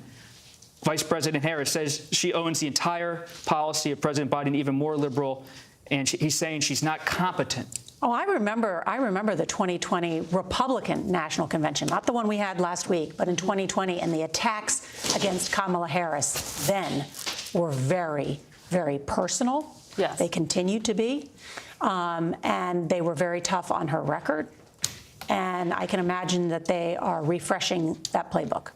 I can only imagine that. And a woman at the top of the ticket will take slings and arrows that a male candidate won't. That's just a fact, and we know it.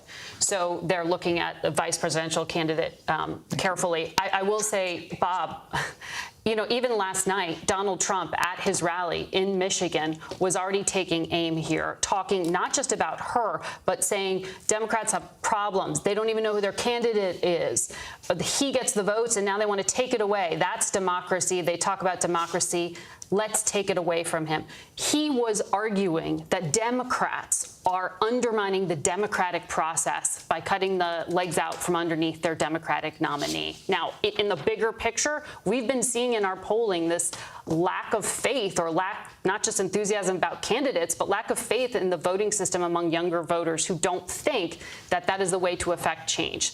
Does this switch on the ticket enliven things in a way that gets young voters excited, that restores faith in a process, that enlivens the party in a way that counters what Donald Trump is saying, which is that Democrats are the threat to democracy? Well, that's why the president had to make this decision, is that the conversation had to shift back to the issues, or at least the record of Donald Trump, because the conversation was solely focused on the health of the 81-year-old president and whether or not he would continue his campaign. And as Bob was hearing from Donald Trump Jr., the Trump campaign has now issued a more formal statement laying out how it plans to prosecute the case against the vice president, saying, quote, she's just as much a joke as Biden is. Harris will be even worse for the people of our nation than Joe Biden. She's been the enabler in chief for Crooked Joe this entire time. They own each other's records, and there is no distance between the two. Harris must defend the failed Biden administration and her liberal weak on crime record in California, the Trump campaign argues. In essence, saying, here's how we're going to take her on. In essence, saying, his administration, hers administration, we're just going to keep running the race against them and their record. You know, it's a signal that, and we know in recent days there's been concerns with how to prosecute the case against her. But for now, at least, it looks like they just want to be consistent and say her record is his record. All right, Ed O'Keefe, thank you. I want to bring in now Democratic Senator Amy Klobuchar from Minnesota. Senator, good to see you. Thank you so much for joining us. Thank you. First, your reaction. Did you think it was a good decision for President Biden does not seek re-election? I did. I will say that President Biden took the honorable path today, and he did it for all the right reasons. He did it because he knows that our democracy is on the line. He has such a record to be proud of, everything from the infrastructure bill everyone always talked about, to taking on the pharmaceutical companies, to bringing the world together and strengthening NATO, to bringing back the rule of law and putting in Ketanji Brown Jackson on the Supreme Court. And my heart goes out to him and his family and everything they've done for their country. But he took the honorable path today.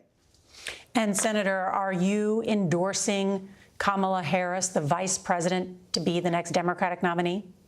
I am. I think you know, Nora, that Kamala Harris and I ran against each other for president. And what I learned from that experience was that, one, she's an incredibly strong leader who will bring to this office and to this campaign the receipts.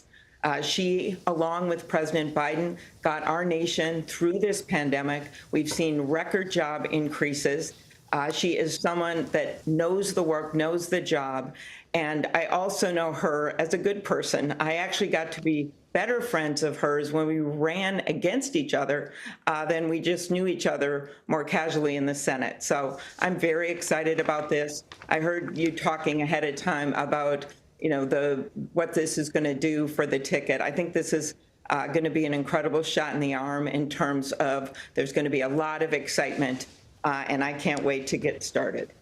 President Biden endorsing his vice president. The Clintons in a joint statement endorsing the vice president. President Barack Obama issuing a statement, but he did not endorse her, instead talking about the legacy of Joe Biden, his former vice president. Senator, do you expect there to be any challenge to Kamala Harris in acquiring the Democratic nomination? You know, I don't know that right now, Nora. There could be. This is a democracy, and our party has always been a big tent party. We bring people in.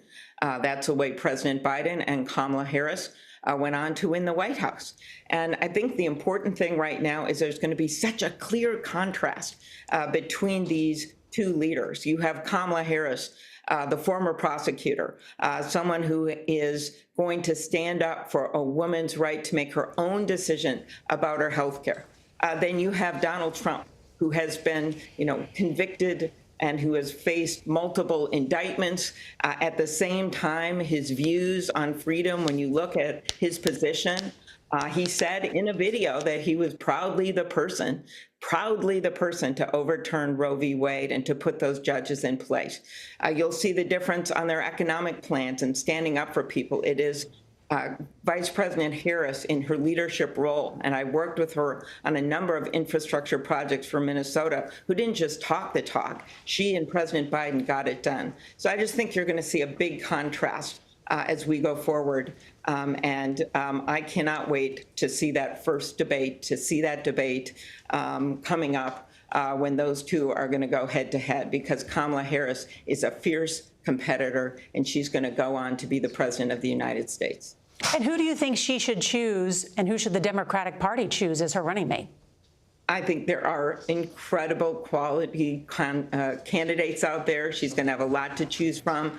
I think it's going to be an expedited process. Duh. There's not a lot of time left. So I think you're going to really see people coming together, and she's going to have to pick someone very soon. But I think you're going to have a lot of excitement. There is no shortage of running mates for Kamala Harris. Senator, we've, as you know, I have Margaret and Robert and Ed O'Keefe here who would like to get in as well on this breaking news. So I'll let Margaret go first. Senator, good to talk to you. As you know, women register and vote at higher rates than men in presidential elections. That's been the case for 40-odd years now. Do you think that that should be a factor in the selection of a vice president for Kamala Harris? In other words, do you think that there's a world in which she selects a female running mate, someone like a Gretchen Whitmer, or does she need to lean in and shore up, frankly, a weakness for the Democratic Party among men? Do you have thoughts on that?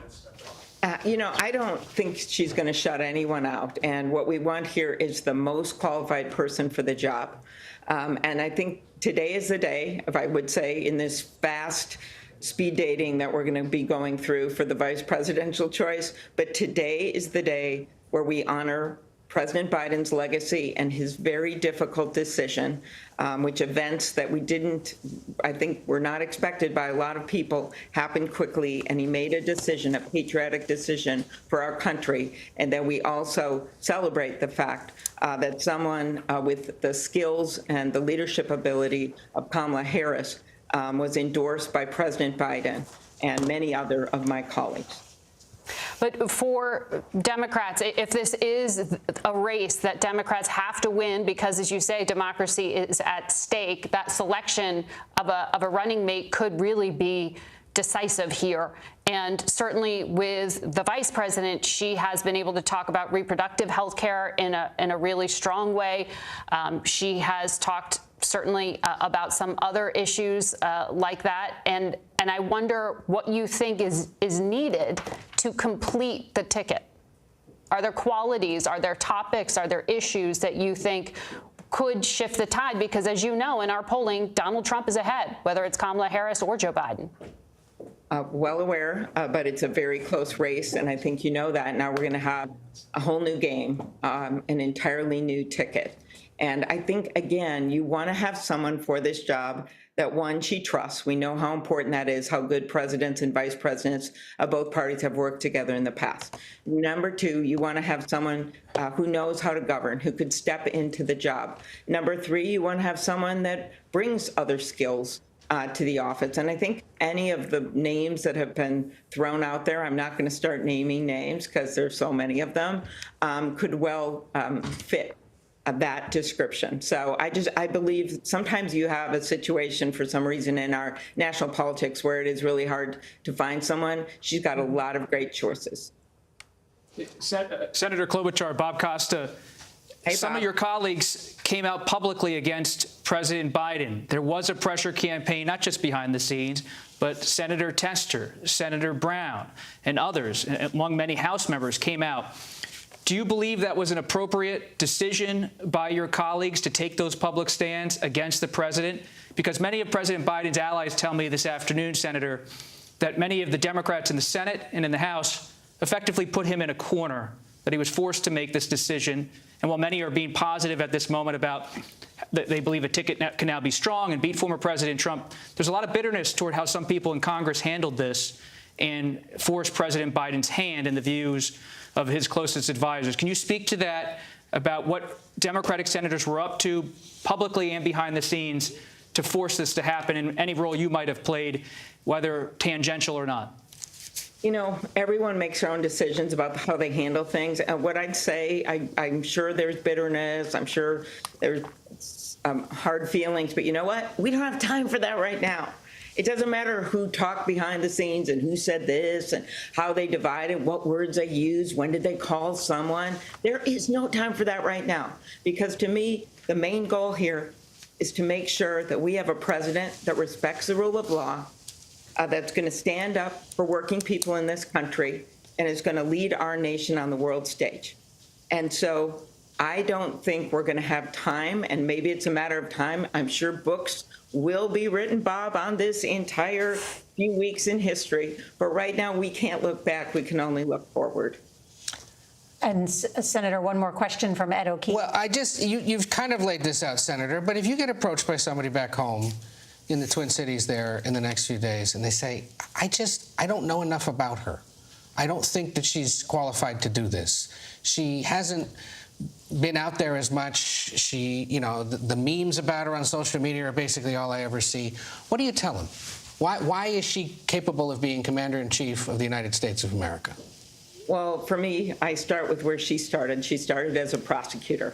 That's a hard job. You've got to make decisions. You've got to take on very difficult cases. Your main goal is to make sure people are safe, and that's one of the main goals of government. That's how she started in politics. I then go to her term as a senator, where she was a fierce advocate for justice and for the people of this country. She stood up against, in our judiciary hearings, some of those very Supreme Court justices who made the decision to overturn Roe v. Wade. She stood up against those Supreme Court justices who issued the decision that has meant that 1 out of 3 women in this country are now living in states that have extreme abortion bans. I then move on to her time as vice president. We all remember what that was like when they came in. I was there on that inauguration stage under the beautiful blue sky, and I saw her get sworn in. And from there, she and President Biden had to get us through this pandemic. And we emerged from one of the most difficult times in our history, where we were in 300 million separate silos, where people weren't even able to go out and go to their grandma's birthday parties anymore. And we came out of that strong, so that our economy is not just stable, we are adding jobs and adding more jobs. They made a focus, and I remember Vice President Harris talking about this when we were debating each other for the presidency. They made a focus of making sure we got there on infrastructure, on manufacturing in America again, on bringing back the rule of law. So she is going to have more than a case to prosecute. She is going to have a case to be made for the future of America, and that's what's going to be on the line in this election. That's Senator. what I would tell constituents. And I would also point to more than a few bridges and other things and broadband and practical things that this administration has brought home to them. Well, it sounds like you'll be able to talk the ear off of that voter, Senator. You asked me the question. No, I know. No, I know, Senator. Always, yes. Thank you so much for joining us on this historic day. We appreciate it. All right. It was great.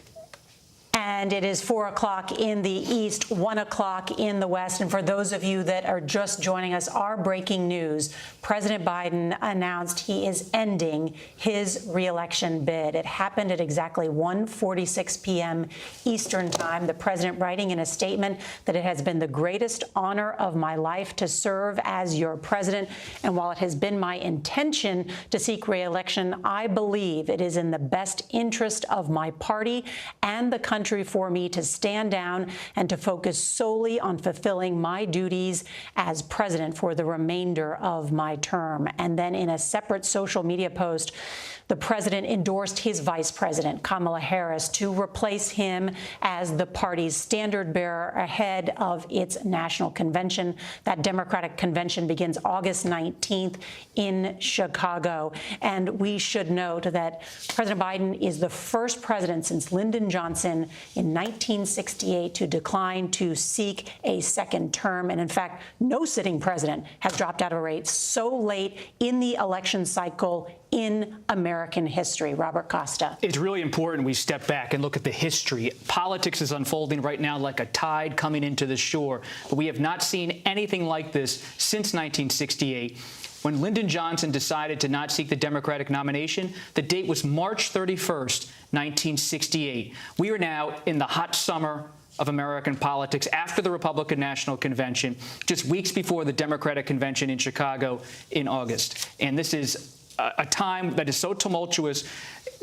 in presidential history. In August 1974, Richard Nixon resigns the presidency. And now we will remember in books and histories to come that in July of 2024, President Joe Biden, alone in Delaware with just a few staffers and family members, decided to not seek the Democratic nomination as he looked out at the beach in Rehoboth Beach, Delaware. It's a seismic, shocking moment. Everything is in motion now for Vice President Harris. But for a president to decide to not seek this under pressure from his party, after thinking about the presidency going back more than a half century, it is hard to understate how much of a painful personal decision this was and how monumental of a political moment it is for the United States. That the sitting president of the United States faced a rebellion within his own party at a time challenging Donald Trump in a rematch between the two of them. Two men, 81 years old, 78, Donald Trump. There's so much about this campaign. And when I stepped off the set to talk to one of his closest friends, they said to me something very interesting. They said when Lyndon Johnson stepped away in 1968, at least Senator Eugene McCarthy and Senator Bobby Kennedy had the guts to run against him publicly. What makes President Biden so bitter this afternoon in Delaware is that at 81 years old, he had to relent to pressure that was often private from allies of former Speaker Nancy Pelosi and former President Barack Obama. And at this hour, we are hearing from the Vice President of the United States. Let's go now to Nancy Cordes at the White House. Nancy. Nora, we've just received our first statement from Vice President Harris since President Biden threw his endorsement to her. She says, on behalf of the American people, I thank Joe Biden for his extraordinary leadership as President of the United States and for the decades of service to our country. She goes on to say, it is a profound honor to serve as his vice president. I am deeply grateful to the president, Dr. Biden, and the entire Biden family. She calls what he has done a selfless and patriotic act. She says President Biden is doing what he has done throughout his life of service, putting the American people and our country above everything else. And then at the end, Nora, she says this, I am honored to have the president's endorsement, and my intention is to earn and win this nomination. Over the past year, I have traveled across the country talking with Americans about the clear choice in this momentous election, and this is what I will continue to do in the days and weeks ahead. I will do everything in my power to unite the Democratic Party and unite our nation to defeat Donald Trump and his extreme Project 2025 agenda. In short, Nora, she is saying that with 107 days to go, she's all in. Nancy Cordes at the White House with that new statement from the vice president. And Nancy, based on what you know from the campaign, the entire campaign team will now essentially unite behind the vice president. Is that correct? This afternoon, Nora, there are meetings taking place across this town as Democrats, both within the campaign, outside the campaign, shift gears as quickly as possible to transform this campaign into a Kamala Harris campaign. CBS News has just learned that the White House Chief of Staff, Jeff Zients, held a meeting with cabinet officials this afternoon to inform them of the president's decision, to explain to them why the president had done this. We know that there's a meeting coming up a little bit later among Democratic National Committee officials. There are 107 days to go, and this is a very large ship to turn. And as Amy Klobuchar put it when she just spoke to you, no matter who said what in the days leading up to this, now time is of the essence, and we simply need to buckle down and get to work if Kamala Harris is going to have a chance to beat the Trump juggernaut. Nancy Cordes at the White House with that new statement from the vice president. Nancy, thank you. And Ed O'Keefe, this is a moment now for the Democratic Party. We have had some members of the party call for a mini primary. Yep. Will that mini primary happen, or will the party unite behind the vice president? At this hour, shortly after 4 p.m. Eastern, there's no sign of anybody preparing to mount some kind of a challenge to her directly, understanding that she has the president's endorsement, and now with so much goodwill towards the president and his decision, be hard to challenge that, perhaps. But she also technically does get the money, and the reason is because the Federal Election Commission makes clear, if your name is on the official title of the campaign, and it is, to re-elect Joe Biden and Kamala Harris, it stays with her. So she starts with that pool of money, which would also be a big barrier to entry for anyone else who's considering it. I suspect we'll see a lot more maneuvering maneuvering for those that might be willing to be her running mate, among governors, among senators across the country who've been mentioned, mostly men, though there is conversation about putting 2 women on the ticket. And just following up on that cabinet meeting, we know that most, but not necessarily all, of the Biden cabinet was on that call with the White House Chief of Staff, Jeff Zients. One of the people familiar with it said that Zients confirmed the reports of the president's decision, and they walked through the, quote, consequential work of this administration and the president's expectation of continuing the historic work of the administration over the next 6 months. In essence, telling the cabinet, please don't go anywhere, we still have work to do. And they truly do. On the international front, reaction is already pouring in. We have the Prime Minister of the United Kingdom. We have Israel's president releasing statements. Joe Biden is still the commander-in-chief for at least another 5 months here. And what this does allow him to do, and what some of those trying to urge him to make this decision were saying, is focus on the commander-in-chief role, whether it is Middle East peace. We have the Israeli Prime Minister shifting his visit now to have a face-to-face meeting with Joe Biden to Tuesday. He'll be addressing Congress Wednesday. You have this effort to say to Joe Biden, focus on the things that you care most about in your legacy. A lot of that having to do with foreign policy, not just because of his time in Congress focusing on these issues, but because we're in such a moment of upheaval. And there is also a desire to signal to the world that America's not in disarray, even though our political system sort of looks that way right now. There's going to be a real push from the national security oriented officials to try to signal all is fine and well and moving ahead on a charted course, even though we know we haven't seen a political race like this. To build on what Nancy just said, Vice President Harris made this statement, and she said she will earn the nomination. She's going to work to earn the nomination. And we have new reporting that she will have to do some work to earn the nomination. Senator Peter Welch, a Democrat of Vermont, just issued a statement moments ago saying, I am confident in our ability to win and beat former President Trump, but our party has many capable, proven leaders, Vice President Harris among them. We have a deep bench who we should consider. So not everyone in this wave of solidarity behind Vice President Harris is offering their immediate endorsement. So she will have some work to do, at least in the United States Senate. Not everyone is echoing what Senator Klobuchar told you. Senator Welch, not from a battleground state, from the state of Vermont.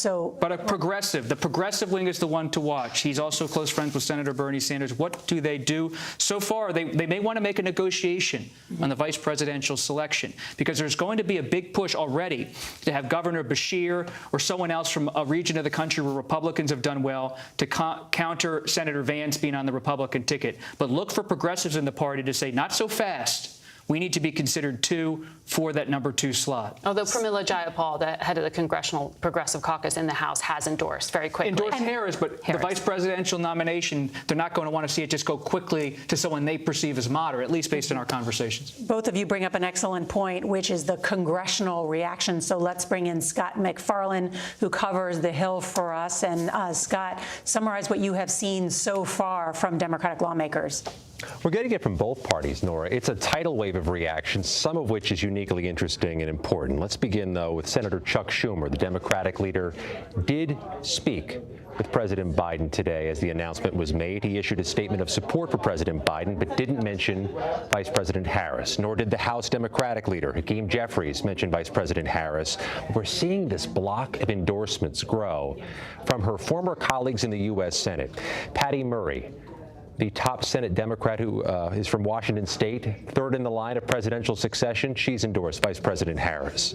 Mark Warner, chair of the Senate Intelligence Committee from Virginia, he's endorsed Vice President Harris. And all these other names, Elizabeth Warren from Massachusetts, who has the pulse of the progressive wing of the party, the chairs of the Congressional Hispanic Caucus, Progressive Caucus, Black Caucus, Asia Pacific Caucus. She is getting this influx of support that may make her difficult to catch because she's running now so fast out of the gates. We're also hearing from Republicans, Nora. No surprise. They're trying to fan some flames here, perhaps mechanize or weaponize this transition into a political benefit. The House Speaker, Mike Johnson, says President Biden should resign if there are questions about his ability to serve another 4 years. Does he have the ability to serve the next 6 months? Steve Daines, senior Republican from Montana, issuing the same statement, but also from Mitch McConnell, something different, saying it's Democrats upending the expressed will of the American people. What you're hearing from Republicans is this argument that Democrats are circumventing the democratic process, trying to push back on Democrats who, on January 6th and after the 2020 election, accused Republicans of trying to upend an election. And a couple other notes here, Nora. We're seeing some unique statements that are worth amplifying. Richard Hudson, who chairs the House Republican Campaign Committee. He's a North Carolina Republican who says this is a scandal, that there may be questions about who knew what about the president's health. You can see that thread getting pulled by Republicans. And the Wisconsin Democrat, progressive Mark Pocan, who appeared July 5th, side by side with the president at a rally in Madison, Wisconsin, trying to reinvigorate the Biden campaign after that debate, issued a statement saying it's time for the Republicans to talk about the future of their candidate, Donald Trump. All right, Scott McFarlane, thank you. As we have noted, no sitting president has dropped out of a race so late in the election cycle and is now just less than a month before the Democratic convention in Chicago. I want to bring in David Becker, our election law expert. And David, let's talk about what happens now. What could we see at this convention? Well, we should first recognize, Nora, that as of today and as of yesterday, the Democrats had no official nominee. The way the process works is that during the primaries, delegates are earned by the candidates. President Biden won an overwhelming majority. Those people, of course, knew that President Biden was 81. They knew that Kamala Harris was the vice president at the time. And the nominee was not official by any means until the delegates vote.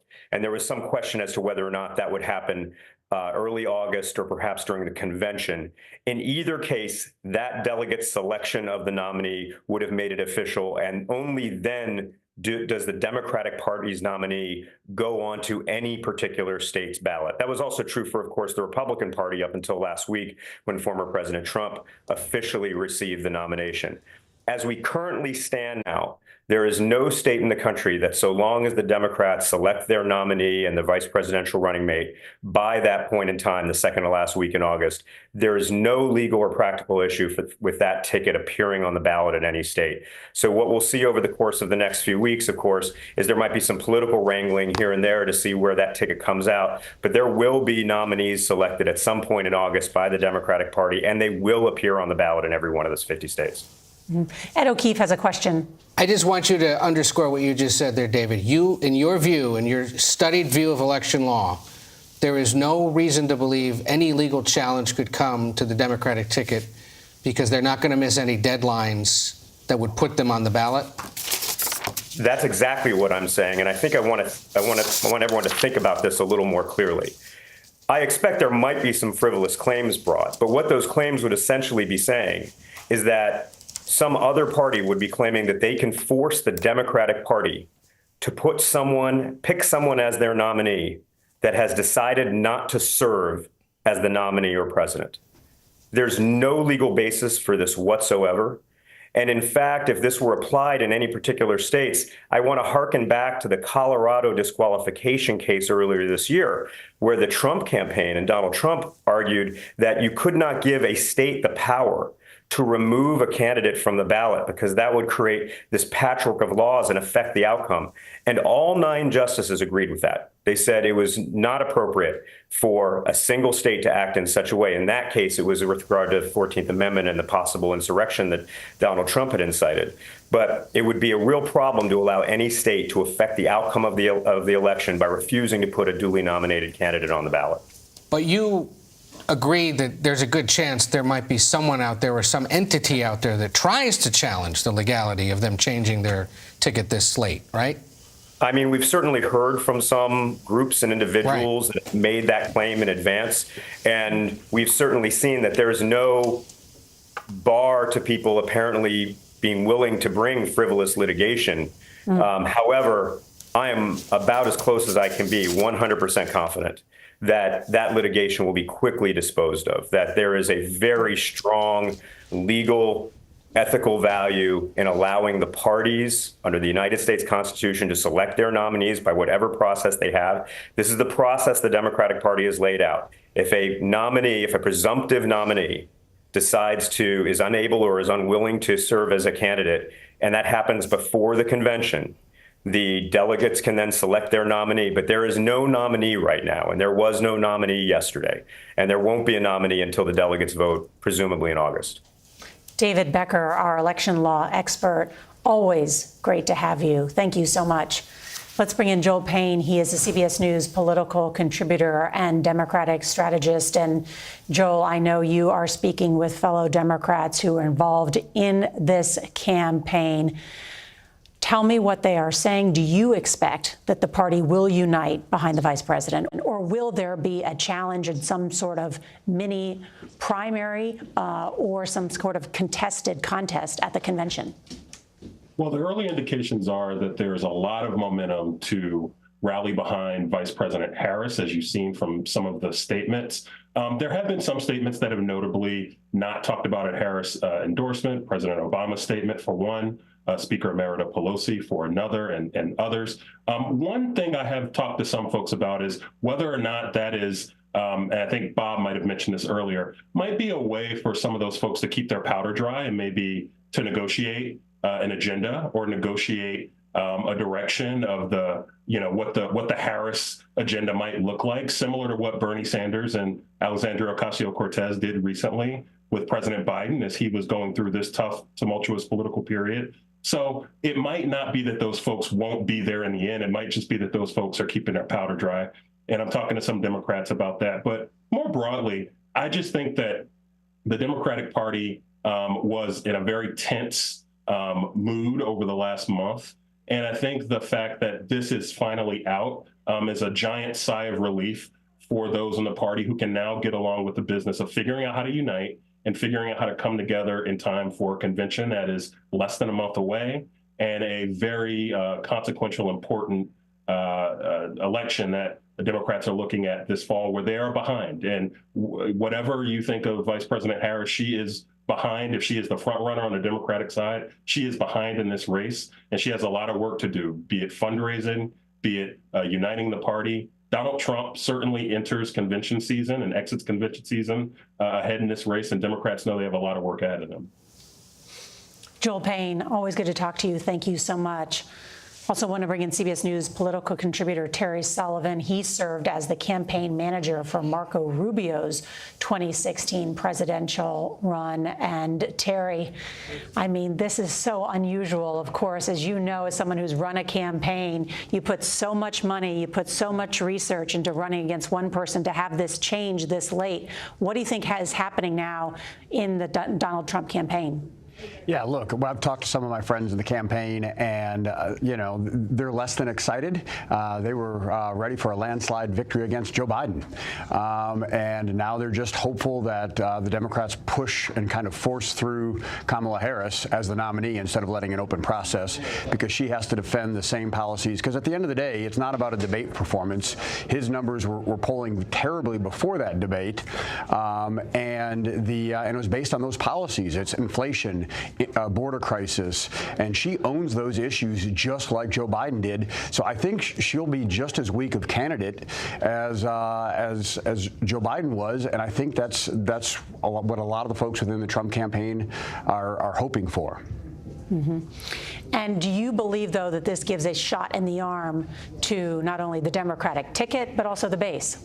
Yeah, look, they're a little bit of the dog that caught the car, though. I mean, in that it's interesting. The folks who seem to be the drivers behind forcing the president out for the nomination, be it Pelosi, be it Barack Obama, they have not endorsed. They didn't roll out with that statement, and I think that's rather telling. The people that are jumping jumping to her support are all the same folks who were saying that Joe Biden's not going anywhere 12 hours ago. And so I do think there is a divide within the Democrat Party still. We'll see how it plays out. Are they all going to rally behind Kamala? Or is it going to be just as split as it has been? It's not like they're going to suddenly coalesce and come together after the infighting they've been having publicly for the last 3-4 weeks.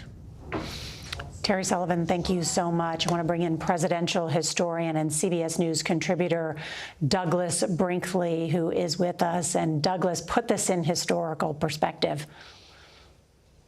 Well, it's not, in my mind, shocking. I mean, ever since the June 27th debate of Joe Biden, which was a disaster, people were saying something's got to give. It's been a steady drumbeat of disillusioned delegates and donors in the Democratic Party. But I think things started escalating after each performance President Biden did. He didn't seem to be up to snuff. I know it seems minor when you happen to make a mistake of calling, switching out Zelensky and Putin. But when Biden did that at NATO, the media culture that we live in will keep reinforcing it. So people remember Biden at the very end here did the right thing getting out. Kamala Harris is his. He had the bravery in 2020 to choose her. They had won 80 million people were for Biden Harris. Now it's going to be Harris with Joe Biden serving as her coach. And all of the delegates that Biden have, if Joe Biden, all the love I've been hearing on your show from Senator Coons and, Klobuchar and others who have loved Joe Biden, well, they've got they follow what Biden would like them to do and get 100% behind Kamala Harris. And as you mentioned, I believe, Nora, I mean, it is grueling on the campaign trail, as Nora said a little bit ago, just grueling. And there was no way President Biden could do 7 speeches a day. This was not going to be staying in the White House or Camp David or Rehoboth.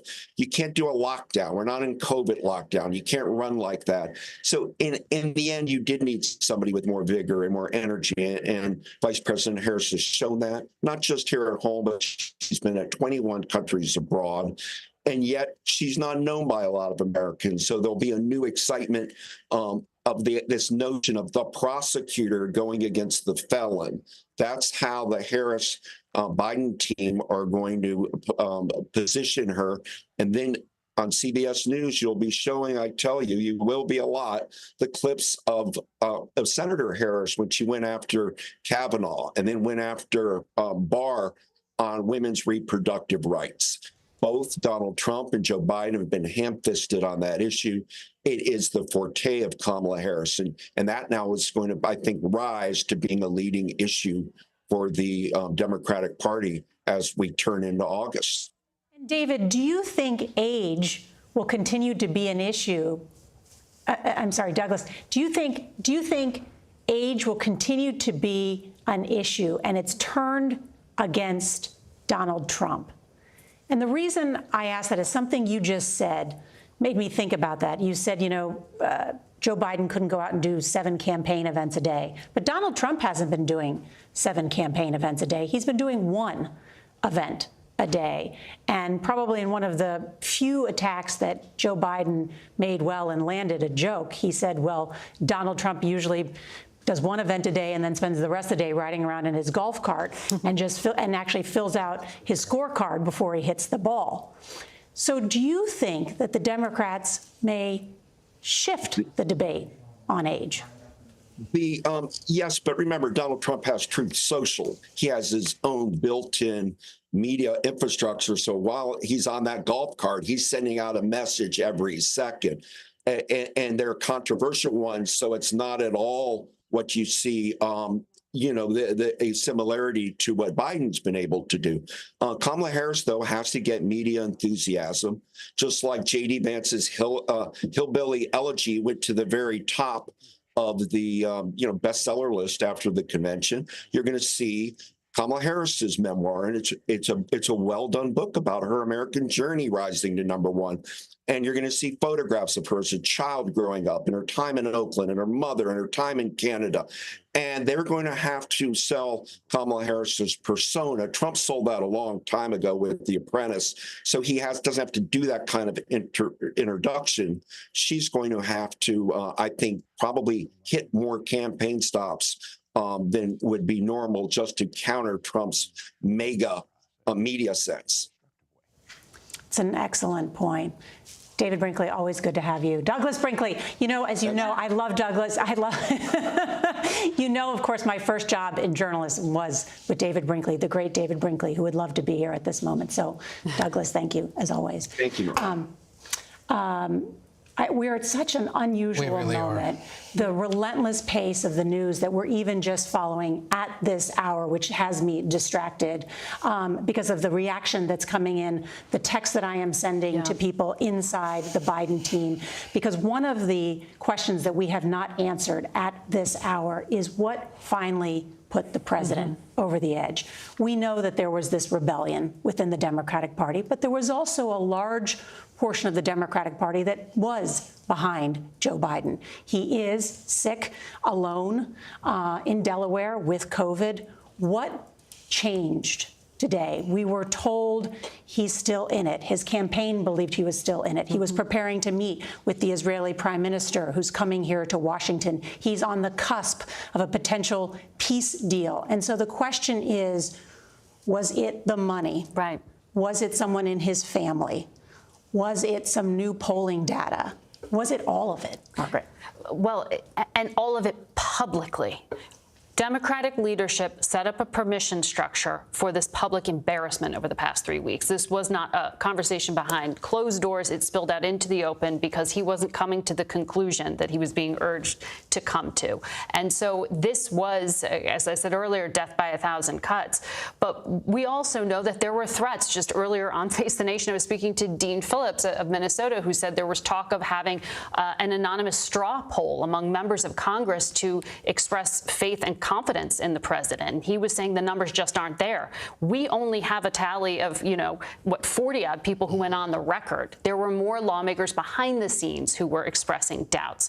And it's the down ballot races, it's the money, it's the public no confidence, it's the image on the world stage as well. It all has to have weighed on him tremendously, Nora. And, I've been looking at the international reaction that's spilling in. One thing that is going to be an attack point we've heard from Republicans so far, we just also heard from Russia.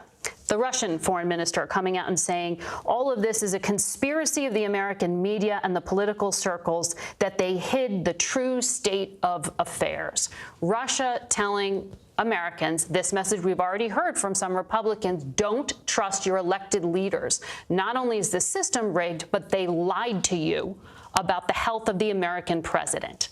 And now they've been forced to be honest about it, manipulating this. And I make that point because we know it was just 2 weeks ago that senior intelligence officials briefed reporters and said Donald Trump remains Moscow's favorite candidate in this election. He then goes on to select a vice president who is extremely critical of Ukraine and blocking aid. All these things building for Joe Biden to look at the what if. What if I lose? And that's who potentially could be stepping in there. You just have to wonder, what is it that triggered it for him? And our chief adversary, China. What about Donald Trump's relationship with the Chinese president? Well, just last night at this rally in Michigan, former President Trump said he had just received a lovely note from Xi Jinping and talked about how he got along so well with some of these strongmen, Xi Jinping, Vladimir Putin, and others.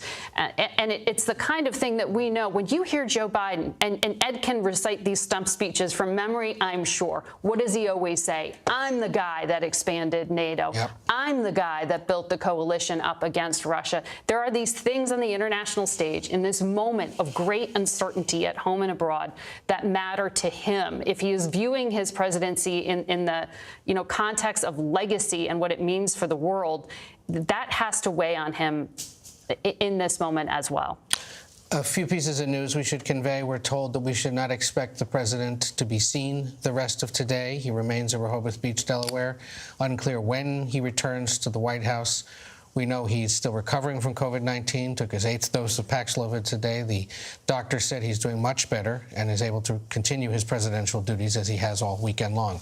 We now also know that the president and the vice president did speak several times over the course, multiple times earlier today ahead of the announcement that the president wouldn't be seeking the nomination again. We don't know the details of those conversations, but we know they spoke. We also know the vice president, in one of her first political calls after all this, reached out to the head of the Congressional Black Caucus to ask for that group's support, which they have now given.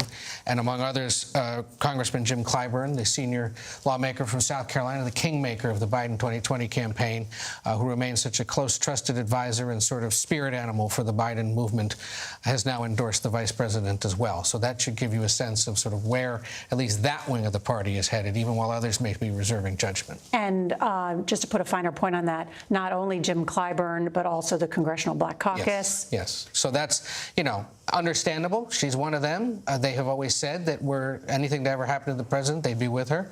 But it is a signal to the rest of the party. Lest you forget, the most loyal elements of the Democratic Party are black voters, especially black women, and they expect a black woman to get the respect of the party and to be able to be the nominee. It was a point that Joe Biden tried to make, perhaps not successfully, in his BET interview with Ed Gordon about what he has delivered. The first black woman to the U.S. Supreme Court, the first black defense secretary. He has said that I am your best supporter, the best president in terms of supporting the advancement of black women in the cabinet. Black man in the cabinet, black woman to the U.S. Supreme Court. Yeah, and it's across the government. Whether it's cabinet secretaries, whether it's ambassadors that have gotten positions, whether it's other federal district and appeals court judges, he has made a great effort to ensure that people like that, who represent different experiences, professional and otherwise, are put in positions of influence. To this point, I don't know if we have someone waiting to talk to us, but I think we have to dwell on who. Okay, we should do that. Yes, we'll get to this other side. Ed O'Keefe, thank you. And yes, Ed being deferential, as he knows, to the congressman who is waiting, Connecticut Representative Jim Hines. Representative Hines called for President Biden to drop out of the presidential race right after Mr. Biden's NATO press conference, and he is the ranking member of the House Intel Committee. Congressman, good to see you. Thank you for joining us. Let me get your reaction. Well, I think it's not just me. I think it's, an awful lot of my colleagues who are reacting with a combination of relief, elation, and gratitude. Relief that the split in the party, which was painful, as people sort of tried to figure out what to do. As you pointed out, I made my views known some time ago and pretty early. Elation, because I think there is a sense now that while we need to work out exactly what the ticket looks like, there's obviously a lot of momentum developing behind the vice president, but elation that I think we are now in the hunt to win this presidency. And then gratitude, of course, to Joe Biden. It was, I can speak for myself, it was enormously painful, given his accomplishments, given his decades of public service, to realize that he would probably lose to Donald Trump. So an immense amount of gratitude that Joe Biden chose to do what Nancy Pelosi did, which is to, at the very height of their powers, to step aside in favor of, probably a new generation. Not an easy thing to do when you are that powerful a person. Congressman Hines, are you prepared to endorse Kamala Harris? So I'm a big Harris fan, and I've been sort of arguing in the background as people said, well, what comes next? I've been arguing that the vice presidency is a job that does not allow you to shine, right? And when you are vice president, every word you utter has to be consistent with the beliefs of the president, or you're not doing your job. I'm a big believer that Harris, when she is sort of freed from that obligation, her numbers are likely to rise and rise dramatically. Now, I was out mowing my lawn 3 hours ago when I got the news. And so I haven't crafted a statement. I haven't sort of checked in with leadership. I do things in concert with my colleagues and that sort of thing. But I can tell you right now that I am a big Harris fan. And I think that Harris at the top of the ticket, an African-American woman, a prosecutor up against a, convicted felon, I could get pretty excited about that ticket. Congressman, thank you. Margaret Brennan is here with me as well. Congressman Himes, I did read a note here from you. You said it's up to us to work as never before to defeat the dark authoritarian vision of Donald Trump. I wonder in this moment, given your role in the Intelligence Committee, what you think the message is to the world in terms of this upheaval within the American political system and the uncertainty as to the well-being of the commander-in-chief and his ability to continue making decisions in an effective way. Your Republican colleague, Mike Turner, on the Intelligence Committee has called for President Biden to step aside immediately, saying if he can't, make it through the race, that he shouldn't be in the Oval Office now. Yeah, Margaret, I'm very disappointed by that line of thinking. And by the way, I'm going to resist the temptation to ask my Republican colleagues to look at their own candidate, convicted of 34 felony counts, adjudicated sexual abuser and rapist. Don't come pointing at us about the caliber of our candidate. What I will tell you, though, is that this notion that Joe Biden can't complete his term as president is bananas. And as you know, I was one of the early ones out saying that he should step aside. The question is stepping aside is more about, can you beat Donald Trump and can you then serve 4 more years? That's the president. That's the decision that the president made. So these calls from Republicans for the president to step aside. First of all, I understand why they're angry. They now realize what I realized, which is that there's a good chance that they lose. Earlier in the program, you read the statement by the Russians. The Russians, of course, had a very, very bad day because it looked like Donald Trump and J.D. Vance was going to, we're going to waltz into the Oval Office and stop support for Ukraine. But you know what? I would counsel my Republican friends, look at your own candidate before you start talking about Joe Biden. Congressman Himes, stand by. I just want to go to Robert Costa because he has some new information. He just spoke with Donald Trump on the record. Robert? I just spoke with former President Donald Trump on the phone. I asked the former president about his reaction to the news. He said that it's a shock to the country. It's a shock to the country, but he believes it's good for the country to see President Biden decide to step aside. He believes that President Biden was pressured out of the race. I asked him if he's willing to debate Vice President Harris. He said, I'm not sure she is going to be the Democratic nominee. He's waiting to see how the Democratic race emerges. He has not made any statement, he said, or conclusion about who the Democratic nominee will be, but he is thinking through the race. I asked him, will this change how you proceed with your own presidential campaign? He said, absolutely not. This is about policies. She carries, if she's the nominee or anyone else carries, the Biden record. He said to me in CBS News, he is running against the Biden administration, whether it's Vice President Harris or not. He expressed, in a sense, not sympathy for President Biden in any way, but he, as a political observer, believes that the Democrats took out one of their own with this pressure campaign. And he said that he, at this point, is just waiting to see what emerges in the Democratic Party. He said, I am going to run against what he called the worst presidential administration in history.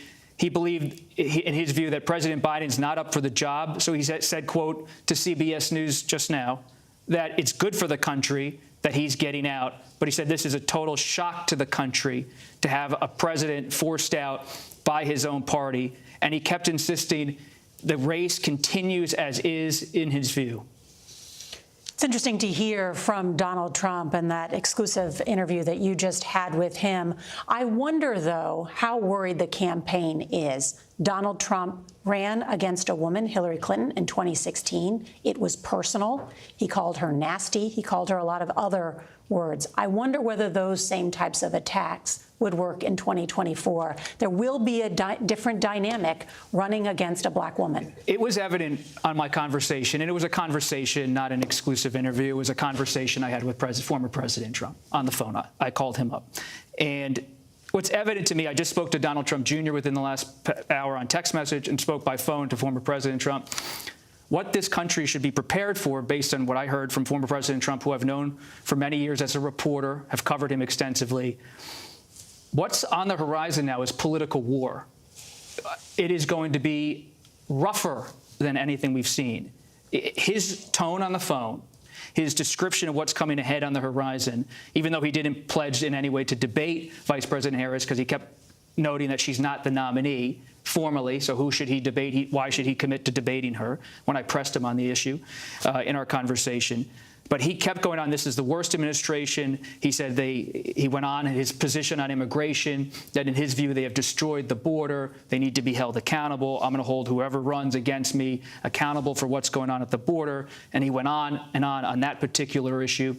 And he said he believes on the issue of the economy and the immigration, he can win this election, whether it's Vice President Harris as the nominee or someone else. And he expressed a lot of confidence that his searing message and attacks on the Democratic record will be effective. And so this is a moment where Democrats are coming together, but Republicans clearly, based on my conversation with the former president, the Republican nominee, and his closest allies in the last couple hours, they are preparing to ramp up their attacks because as Democrats see this moment as one of togetherness, perhaps rallying around Vice President Harris, it should be noted that Republicans do see this publicly and especially behind the scenes as a moment of weakness for the Democratic Party, where there's a soft underbelly, politically speaking, for them to come in and attack the Democratic ticket as there is this moment of transition.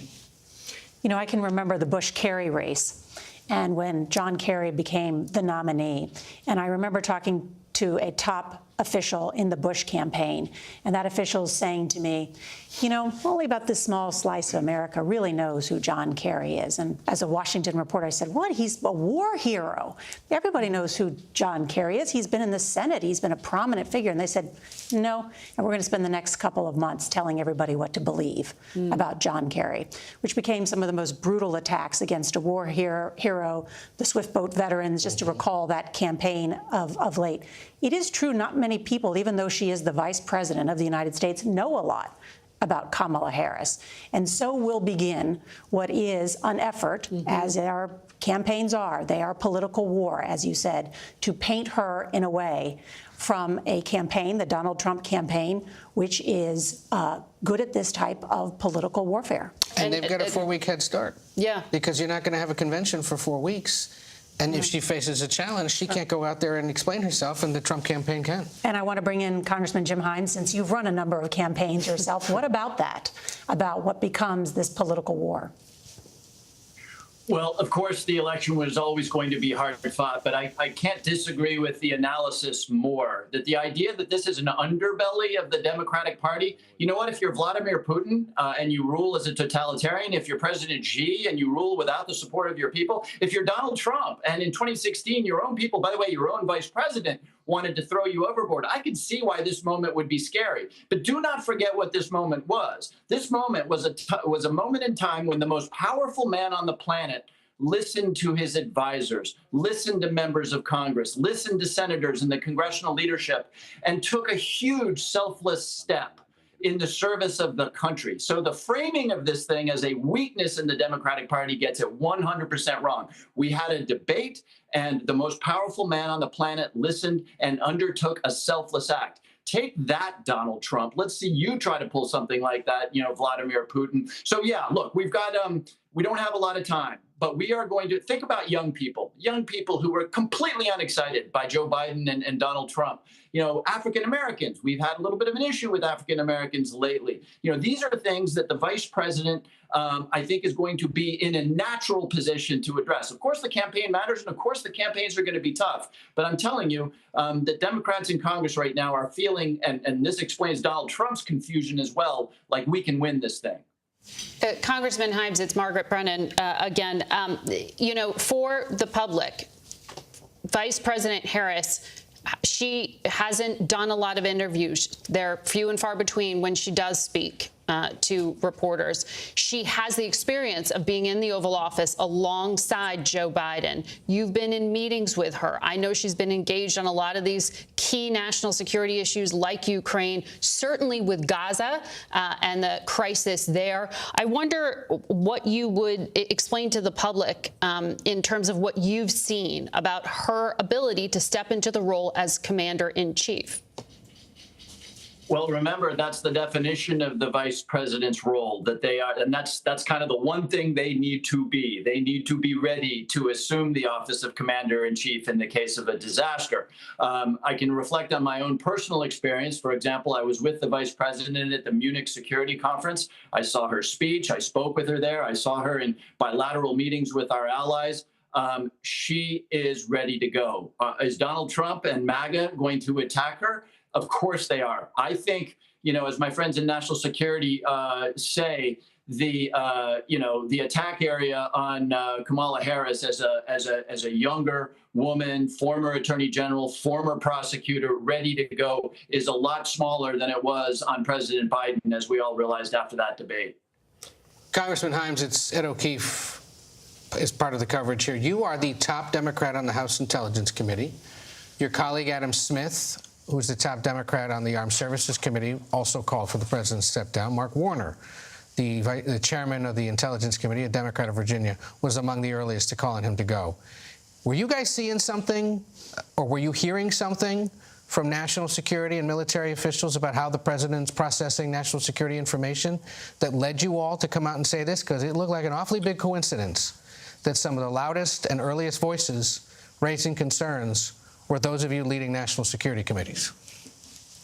Yeah, the answer to your question is absolutely not, and I can't explain why it was. We were 3 of the 30 or so members of Congress and senators who called for it, but it had nothing to do with concern about the president's fitness. Look, I think the president has a very solid domestic record with the infrastructure investments, with the capping of drug prices in Medicare, but foreign policy, though Donald Trump tries to take credit for this, upon the Russian invasion of Ukraine, it was Joe Biden who pushed Europe to really become not just a talking shop in NATO, but actually a capable military operation. And while I've had my frustrations with the president for a little while at the speed with which we have supplied aid to Ukraine, we have made all of the difference. What the president was able to achieve, of course, in avoiding a regional war in the Middle East. You may remember after October 7th, a lot of us worried about a regional war with Hezbollah going to war with Israel. Again, Joe Biden, with the help of the United States ship Eisenhower, stopped that. The investments that have been made in the Indo-PACOM region,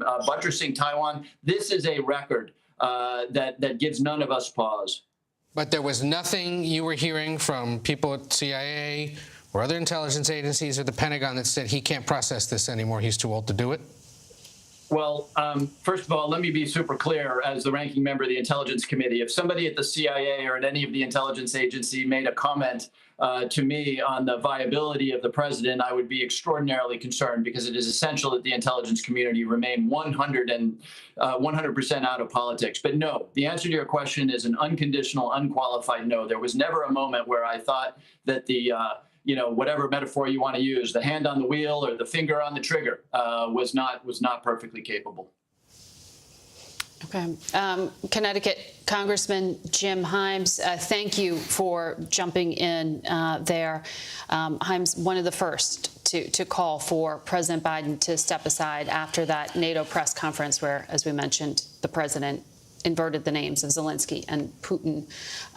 But I want to go now up to New York and our colleague John Dickerson, who has been standing by. John Dickerson, we have been tapping into your encyclopedic knowledge of presidential history on too frequent a basis these days. It's hard to believe, John, that it was just a week ago that we were talking about the attempted assassination of the Republican nominee, and now we are talking about a change at the very top of the Democratic ticket.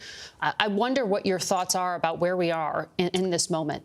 Well, the old expression that a week is a lifetime in politics, it feels like the debate on the 27th of June was back in the Middle Ages.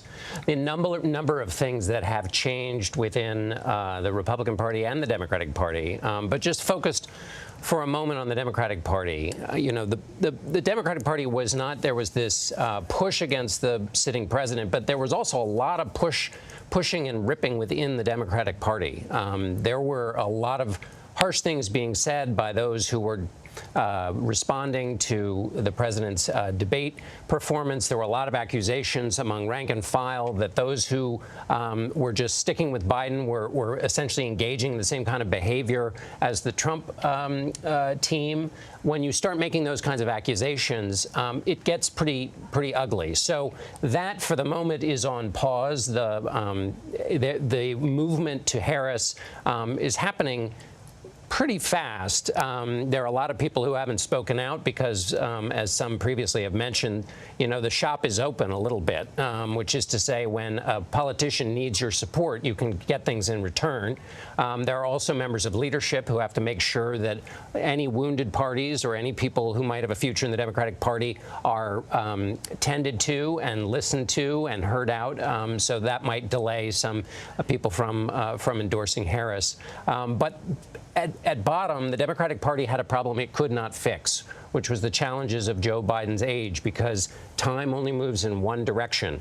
And they were proved in the difficulty of fixing it by his performance from the 27th of June onward. Now they have a whole set of other challenges, some of which are not even known to us. As Nora was mentioning, the effort to define Kamala Harris will ramp up considerably. However, at least the thinking at the moment is it's a set of challenges they can address, whereas the signature one, blocking Joe Biden's successful candidacy, was one they really couldn't fix. So that's the way it feels at this nanosecond, but I have the right to completely revise everything in 5 seconds when it changes again. John, that's becoming part of the job requirement, frankly, for all of us to be quick on our feet in this moment. Stay with us if you would. I want to go to Nancy Cordes at the White House because I'm told she has some reporting for us. Nancy? Margaret, we're now hearing for the first time from a member of President Biden's family about this decision. CBS News had a brief conversation with Frank Biden, one of President Biden's two younger brothers, and here's what he told us. He said, "I'm incredibly proud of my brother. Selfishly, I will have him back to enjoy whatever time we have left. He is a genuine hero. Country over self. It sounds corny in our cynical political environment, but he nor I are cynical. The goal remains the same: defeat Trump and continue the work that Joe has done. My hope is that our party rallies around this heroic act." We asked him whether he feels that his brother's overall health and vitality played a major role in this decision, and he says, in my humble opinion, absolutely. So a member of the president's family now confirming that the president's health was indeed a major factor in this decision, and calling his brother a hero for making the decision to pass the torch to Kamala Harris. So, Nancy, sorry, can you clarify that the family is saying his health was or was not a factor? He's saying that in his humble opinion, yes, the president's health and vitality played a considerable role in his decision. It's important to note, Frank Biden is not speaking for the family writ large. This was simply a conversation between CBS News and Frank Biden. Unclear how much input he had in this decision, but he says that he believes that his brother's health did play a role, and he says that the goal remains the same: to defeat Donald Trump. Well, that is notable because to date, the family, the White House, the establishment has rejected the premise that there was anything that was challenging the president's mental acuity or his health, and that all these accusations were baseless, that it was just age and a few, difficult nights like he had on the debate stage. So that is a change in message. Ed? You were talking to John, and John, I'd be curious for your thoughts on this too. That the debate felt like the Middle Ages, and that was only about the 27th of June. 27th of June. I would take things all the way back to the first week of June, when the president went to France for the D-Day commemoration events, and then flew back on Sunday the 9th, and then flew again to Italy later that week. He bounced from Europe to Washington to Europe. And in the midst of all this, his son was under federal trial in Wilmington, lest we forget. His wife was ping-ponging back and forth from Wilmington to Paris to attend these events. There was incredible personal and emotional strain on the president. That's a great point. And had to be doing the day job of literally holding NATO together as they marked a major anniversary, and then go to Italy for similar high-stakes meetings, and then fly all the way to Los Angeles in mid-June for a $25 million fundraiser with the former president, and then had all these other things to do. It was incredible strain for anyone. That's what led to this debate night where he admits now he probably had worked too hard. And I just wonder, John, when we look back at his presidency, well, that decision to have done that, to have not kept him in Europe maybe for those 3 extra days, or to send him at all in the height of this campaign season, could that have been the signal that just said to him, I can't do this anymore, I'm too old, and it clearly is straining me. But to me now, whenever I see this, I just think it started with that trip to Europe. It didn't start with the debate. And this whole 8-week period was just too much for an 81-year-old The question of stamina. Yeah. I want to bring in Robert Costa on that point. Robert. So I also got some new reporting. One of the key constituencies we're watching right now in the Democratic Party is organized labor. The president's closest ally politically has been Sean Fain, the head of the United Auto Workers in this country. He has gone to union hall after union hall. Speaking to top labor sources in this country, they say that they believe Vice President Harris has been an ally and champion for the UAW and working people across this country. They're committed to defeating former President Trump, but they will meet in the coming days to decide next steps. Not any formal endorsement coming soon for Vice President Harris, but they offered a lot of positive support for her informally at this moment before they have a membership meeting with the UAW's International Executive Board. That is significant indeed. At this hour, President Joe Biden has said he will not seek re-election and is endorsing his Vice President Kamala Harris. We have heard from the Clintons in a joint statement saying that they endorse the vice president and, quote, will do whatever we can to support her, in their words, because as the Clintons say, nothing has made us more worried for our country than the threat posed by a second Trump term. We have also heard from the office of Barack and Michelle Obama, noting and talking about their dear friend, Joe Biden. Of course, they served together for 8 years. They have not yet endorsed Kamala Harris, but that is the expectation. A number of other Democratic leaders also weighing in at this hour, throwing their support behind the vice president, or some of the governors who could have been potential Democratic nominees saying they will not stand in her way. Let's bring in CBS News senior White House correspondent Weijia Jiang. She is at the U.S. Naval Observatory where Vice President Harris lives. Weijia?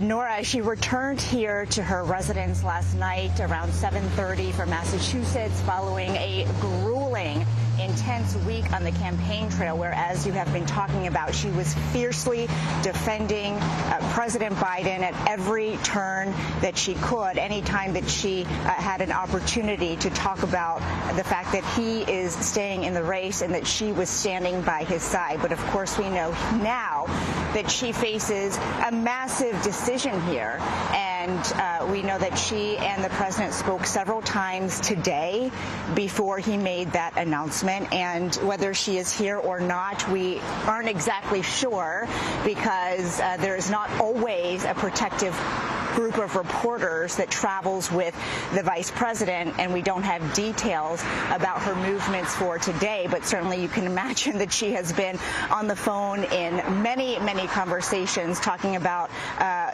what's next for her, and of course who she might run with. And Nora, I spoke with sources who say the big question is who can fill the void that President Biden is going to leave from the ticket. And they believe the list is actually quite short, and as you mentioned, include many of those, some I should say, because it is short list, some of those Democratic governors, especially in swing states. But I also heard from one source that we should be looking at former Secretary of Labor Marty Walsh, who was also the mayor of Boston at one time. Of course, everybody has something to say about this, and we won't know until we know about that short list exactly what it is. But this is a monumental decision that the vice president is trying to make right now. And so, again, she is here, we believe, at her residence in Northwest Washington. We have not seen her on camera today. She has not made any remarks, but of course we do have that lengthy statement talking about her appreciation for the president and how she intends to move forward and, frankly, win this race. Nora? Weijia Jiang at the U.S. Naval Observatory, where the Vice President of the United States lives and where Kamala Harris is believed to be meeting with advisors at this hour after speaking with President Joe Biden. Let's pause now as it is 5 o'clock in the East, 2 in the West. We are on the air because in a momentous decision, President Biden says he is dropping out of the presidential race, saying in part, quote, "It has been the greatest honor of my life to serve as your president. And while it has been my intention to seek re-election, I believe it is in the best interest of my party and the country for me to stand down and to focus solely on fulfilling my duties as president for the remainder of my term." Mr. Biden then followed shortly with another statement endorsing Vice President Kamala Harris. And we have seen that within the past hour, Vice President Harris responded with her own statement. Let me read from that. "I am honored to have the president's endorsement, and my intention is to earn and win this nomination." Also, we have heard from the Clintons, Biden ally Jim and Representative Jim Clyburn, Minnesota Senator Amy Klobuchar, all among some of the high-profile Democrats sending their messages of thanks to President Biden and also endorsing Vice President Harris. Now, President Biden says he will address the nation later this week. Let's go to John Dickerson. And what a political earthquake. This decision by the president throws this contest into chaos. Yes, and aftershocks to come, for sure, not just because we've all been conditioned by the events of the last few weeks to be on guard for big political developments that come quick and fast, but because this opens up a lot of activity. You know, there's, as you mentioned before, the attacks that will begin from the Trump campaign. You know, that question of vice president and who that pick will be, it will be the first presidential level decision that Kamala Harris will make if she, in fact, goes on to become the nominee, and all the movement here seems to be going towards her, and because there's not a real alternative. And if somebody wanted to be the alternative, they would have to get out there fast, as these endorsements keep coming pretty darn quickly. But the decision to pick a vice president, you know, one of the challenges for Harris is, will voters, and there'll be a lot of guessing about the voters, and we're just going to have to sit tight and wait to see what the polling shows. But will voters judge her as a possible commander-in-chief against the alternative, Donald Trump, or against some other standard? That's one question. Sometimes related to that is, how does she make decisions? And the vice presidential pick is one of those things. And that's something that's got a lot of political sensitivity. And it's coming at this time where she's going to be facing, you know, thousands of decisions right now about what to do next and where. But that vice presidential decision will be a kind of stand-in for presidential level decisions for Harris. And so it's not just who's in the job, but the rationale for it, and how cleanly that comes off, because sometimes vice presidential picks can wound a candidacy. It's an excellent point. John Dickerson, thank you. Want to bring in Robert Costa for reaction from the Republican side. And I know you spoke with former President Donald Trump. Yes, just in the last few minutes, I did speak with former President Donald Trump. A quiet weekend where former President Trump, Nora, you and I are golf fans, watched the British Open earlier today. It was going to be a quiet day of golf for many golf fans around the country. One of them is former President Trump. Well, he did react to the news, to CBS News, in a conversation, and he said that this was a shock to the country. Shock to him, but it really a shock to the country. He said it's also, quote, good for the country He believes that Vice President Harris is probably going to be his opponent, but he made no commitment to debate her at this time, citing his belief that she might not end up as the Democratic nominee. He said he is going to wait and see how the Democratic nomination unfolds, and then he will make a final decision about whether he will debate the Democratic nominee. Our reporting shows the Democrats consolidating around Harris, but not every single one of them at this time.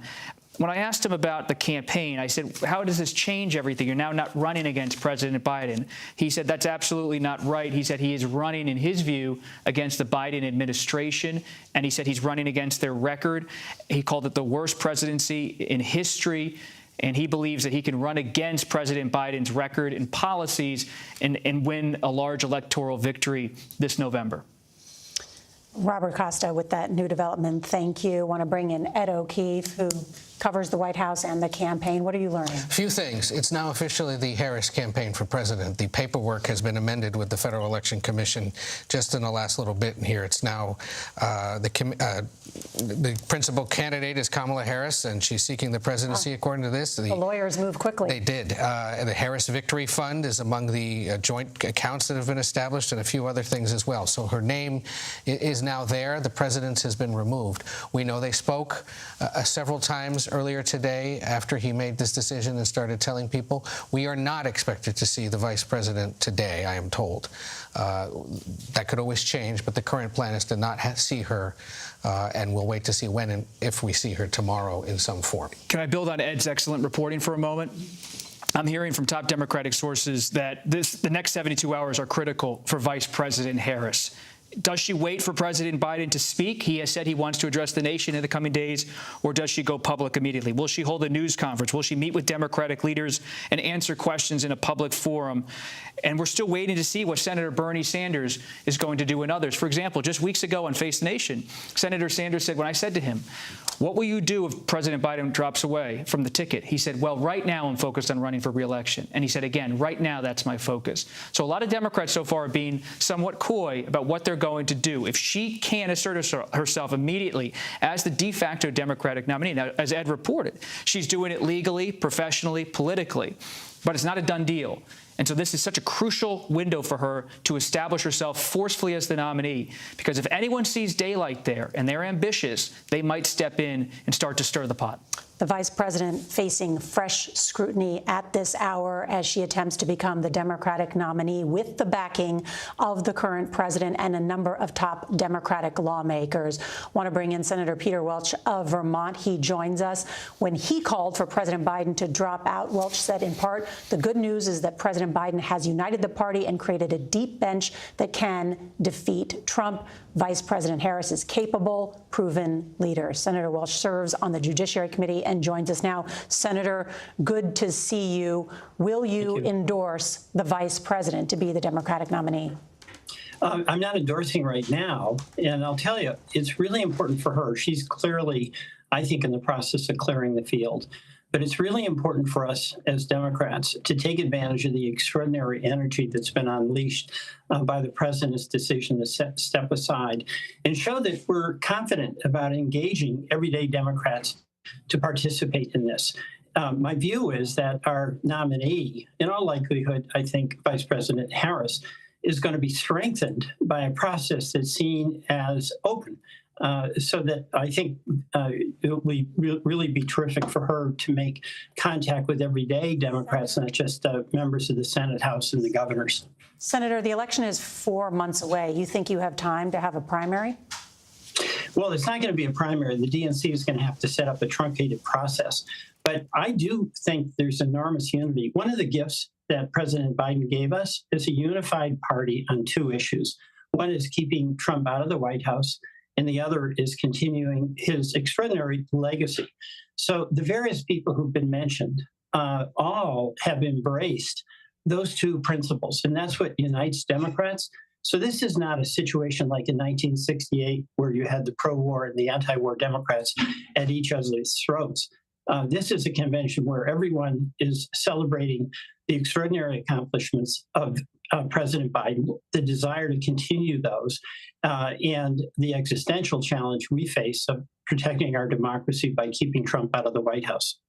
What effect do you think it has had during the Republican convention as the Republican Party was unified and putting together an indictment of the Biden-Harris administration, that the Democratic Party was not able to mount a successful counter-argument and was essentially in disarray as this rebellion was against the current sitting president? What effect does that have? I think there's a place for candor in politics.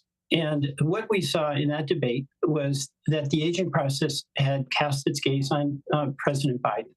And it created a real anxiety for us because we had a president we revered, whose record we really admired, for whom we had great affection, but where there was enormous doubt and where the election was going to be about his health as opposed to Trump's threat.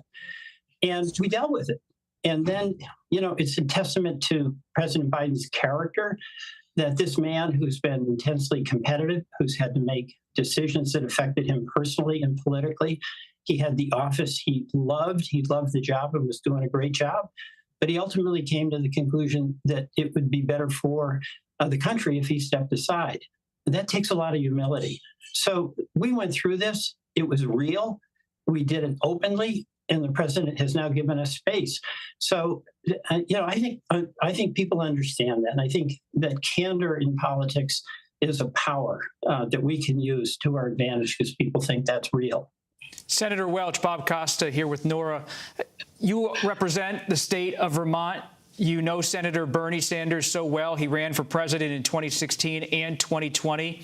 He has told CBS in recent weeks he's focused on running for re-election, but did not rule out considering a bid should President Biden step away. Now that President Biden has stepped away from the nomination race, what can you tell us about whether you would support Sanders to think about running, whether you believe he will consider a run or not? What do you know? We really want to know, candidly, what you are hearing and what you believe will happen on the Sanders front, because you know him so well.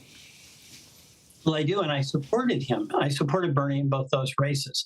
I think it's a totally different time, but I don't have any information. I haven't talked to Senator Sanders since all of us just got this news, so I don't know. You'll have to check with him.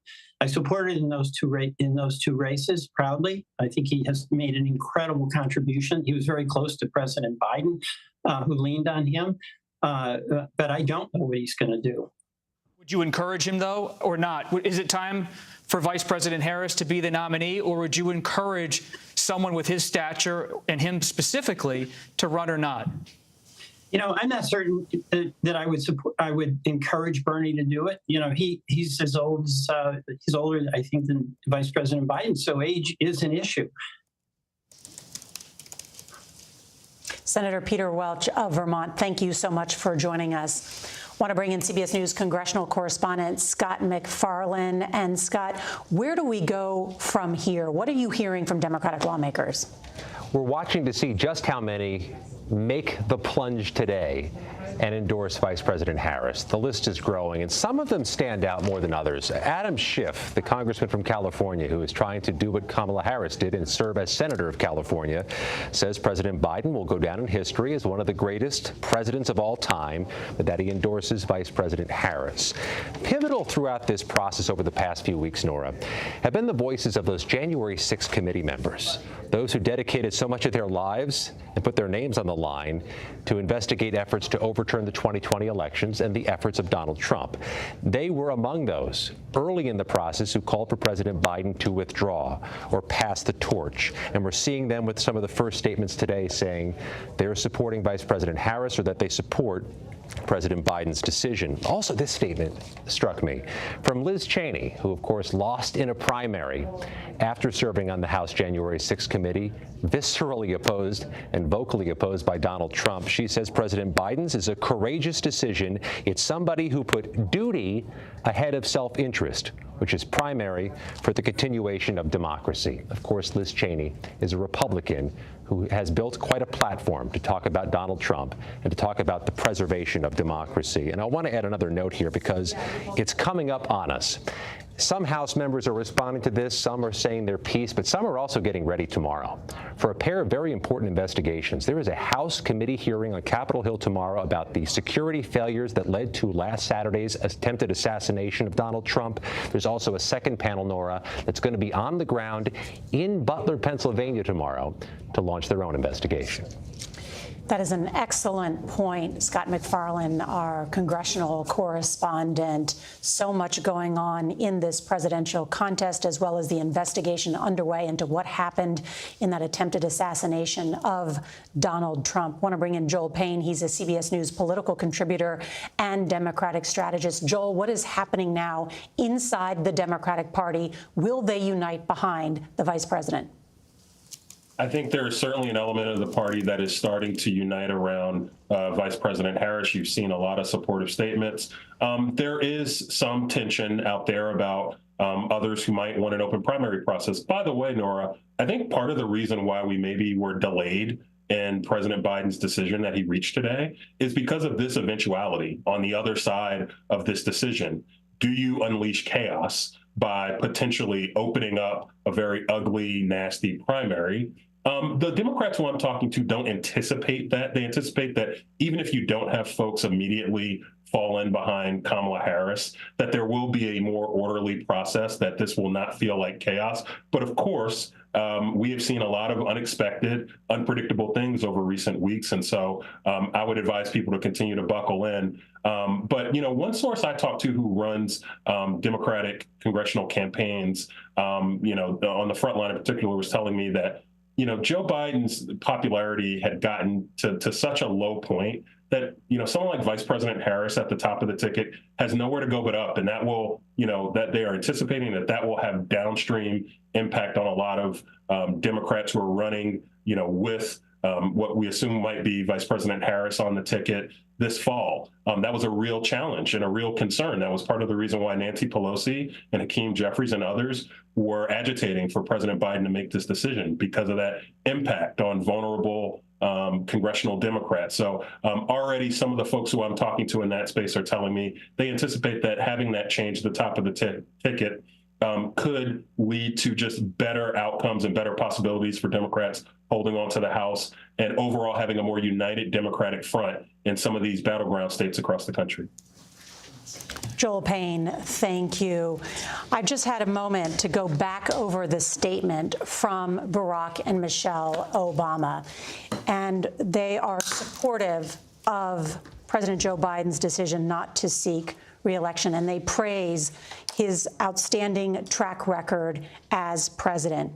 And yet in a paragraph sort of buried in this long statement, the Obamas say, "We will be navigating uncharted waters in the days ahead, but I have extraordinary confidence that the leaders of our party will be able to create a process from which an outstanding nominee emerges." Why aren't the Obamas backing Vice President Kamala Harris? That's a good question. Well, that's a good question. There is some tension between the Obama and Biden camp right now. And as Senator Welch just told you here on CBS, there is a bit of hesitation among some Democrats to get ahead what they believe will be a truncated process to formally make Vice President Harris the nominee. As we detailed earlier in our conversation, Vice President Harris has known President Obama since he was a state senator going to San Francisco for fundraisers. She helped him in Iowa in 2008 when he ran for president. There is a relationship there. And I would be surprised that if in the coming days President Obama did not formally get behind Vice President Harris, but there is a sense among some people close to President Obama and President Biden that they can't be rushing out statements because of the sensitivity Biden has about how this has played out. President Biden, especially his closest advisors and family members, are unhappy that they feel he was put in a corner to make this decision. Often they feel his hand was forced by those close to President Obama. And for President Obama to let President Biden have his moment with this decision. Think about this. President Obama knows that President Biden is now in Rehoboth Beach, Delaware, making the biggest decision of his career with a statement because he's coughing as he looks at the shore with his family. because he's recovering from COVID. To then start making this about Vice President Harris in the annals of presidential history would be perhaps a step too far because of this sensitivity. In the wake of that debate, which so many Democrats say was disastrous, I have been told that President Obama and President Biden have only spoken once, maybe once more, but likely only once, that there's a real belief that in the Biden camp that Obama didn't play this as they would have had hoped. They want him to be on the trail to help the Democrats. But I'm not surprised that President Obama is just trying to leave it be with President Biden, knowing he's recovering from COVID, coughing, as he makes this decision. It's still notable, though. Oh, sure. And let me bring in John Dickerson, because I'm looking at the contrast in statements between the Clintons, who said there is no greater threat than Donald Trump. And so they wholeheartedly have put their support behind the Vice President, Kamala Harris. The Obamas are saying that they have confidence that the leaders of our party will create a process from which an outstanding nominee emerges. Is there time for the Democratic Party to go through a process? You know, there is time, but every little detail of a process that you create, even if it's a truncated one or a mini primary or whatever, every little detail becomes something to fight over.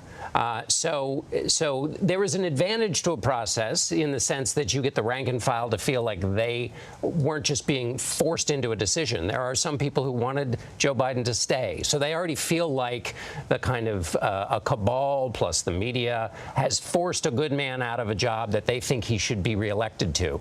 And so what do you do with the people with those bruised feelings? Forcing them into a new nominee right away might not soothe those feelings. I think Bob is exactly right in the sense of you've got to also create the conditions for the party and everyone to celebrate Joe Biden, who has just done something that the more they celebrate what he's done, the more of a contrast they draw to Donald Trump. As Liz Cheney said, here's somebody giving up power. Okay, somebody who their whole career was counted out. So it's giving up power and moving against personal instinct, which is I'm going to show them when they count me out, and it's worked for him. And that's quite a contrast to Donald Trump, who was so desirous to hang on to power that, according to the leaders in his own party, he inspired an attack on the Capitol. So to the extent that you celebrate this decision by Joe Biden in this period of time and don't immediately get on to Harris, it actually works to the Democratic Party's benefit. It's an excellent point, John Dickerson. Thank you. I want to bring in Margaret Brennan, who also has some new reporting. Margaret? Well, Nora, I know we're all looking at the timeline saying they don't have a lot of time in their favor. And really, typically, it takes about 2 months to vet a vice presidential candidate, is what I was told. Some of that already underway. It's now underway in an expedited basis.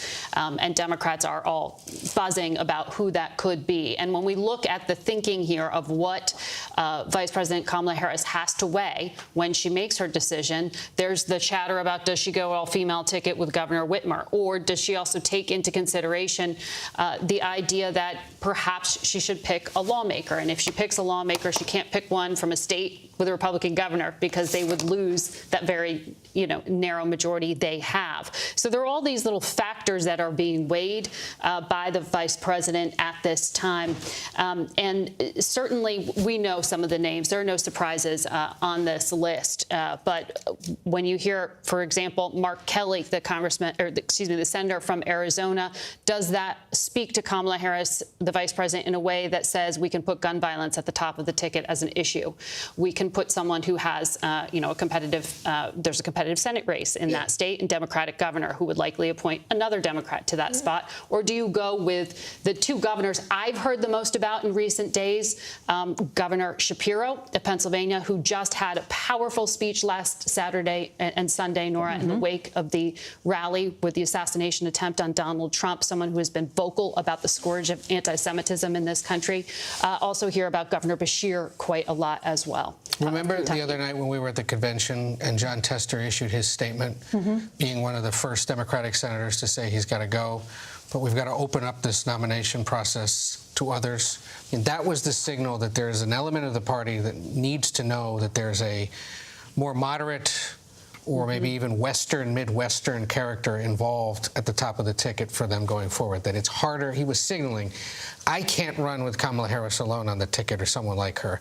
There needs to be somebody else that speaks to my more moderate politics, my brand of politics. And that's why you look at some of those governors and some of those lawmakers like Mark Kelly from Arizona, a battleground state, has a moderate bipartisan record, is an astronaut, is married to Gabby Giffords, and you think that's the kind of person that a John Tester, a Sherrod Brown, a Jackie Rosen in Nevada, all facing difficult re-elections this year, are going to be comfortable campaigning with in those closing 3 months, and comfortable having them come to their state to campaign in ways that perhaps she couldn't as the running mate, and that Joe Biden now couldn't. But will the Democratic Party say, we need a moderating force? Right. Vice President has a liberal voting record. She is from San Francisco. Will they look to join the ticket someone who is perhaps more of a conservative Democrat, like a Governor Beshear? Well, that is certainly what someone like Joe Manchin, the senator from West Virginia, who left the Democratic Party, saying that it no longer represents, sort of the flavor of Democrat he once was. He became an independent. He had been advocating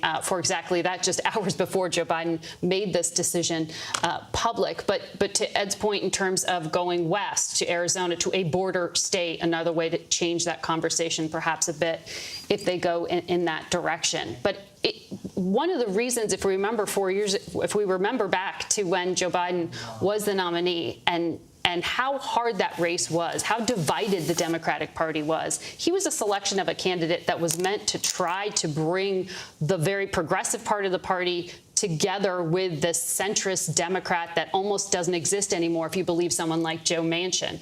So what flavor of Democrat are we going to end up with is definitely a very hot topic. And the belief among many Democrats is that you cannot win with someone who is purely progressive.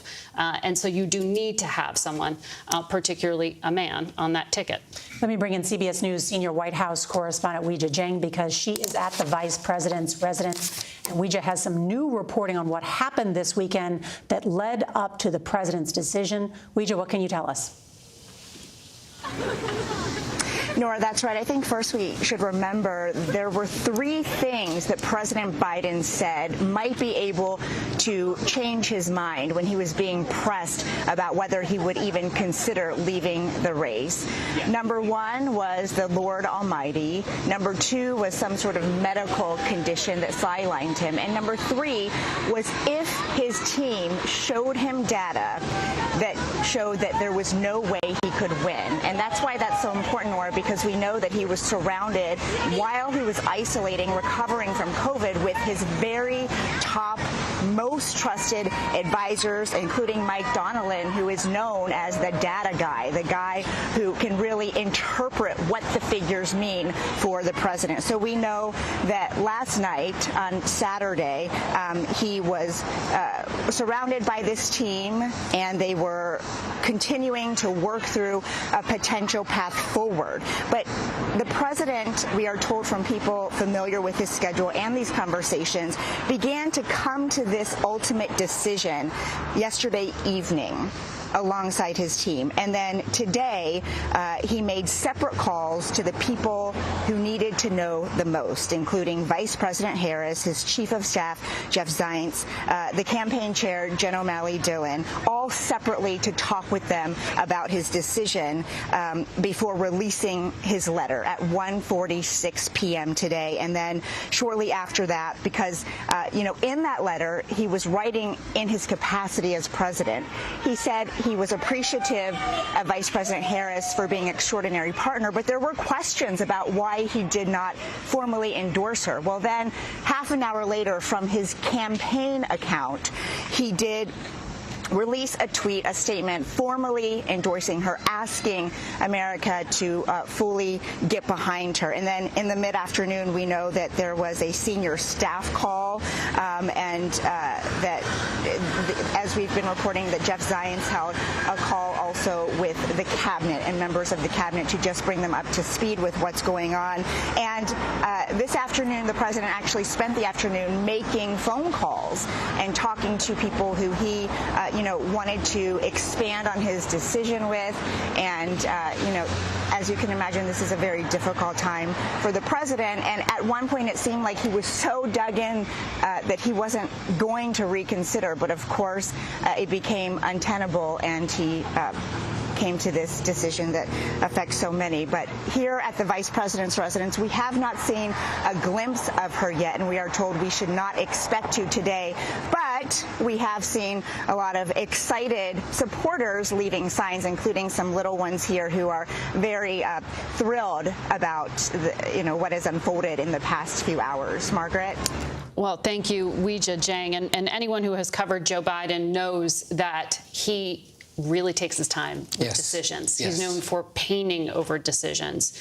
So we have to believe that this wasn't sudden. And it was methodical, and it was data-driven, and it was Socratic in the sense that he would have asked a small but influential group of advisors, and probably was taking account of what lawmakers were saying and the way they were saying it.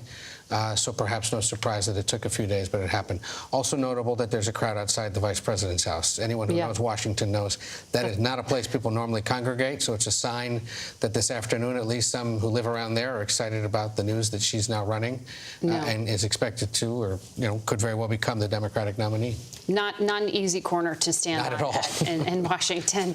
Joining us now is BET News journalist Ed Gordon, who recently interviewed President Biden just this past Tuesday, and he joins us now on the phone. It's hard to believe that it was just a few days ago President Biden was insisting so strongly that he was staying in, that he was all in, that this was a winnable race. Ed, did you get any sense in the moment that there was a wavering sort of behind the scenes?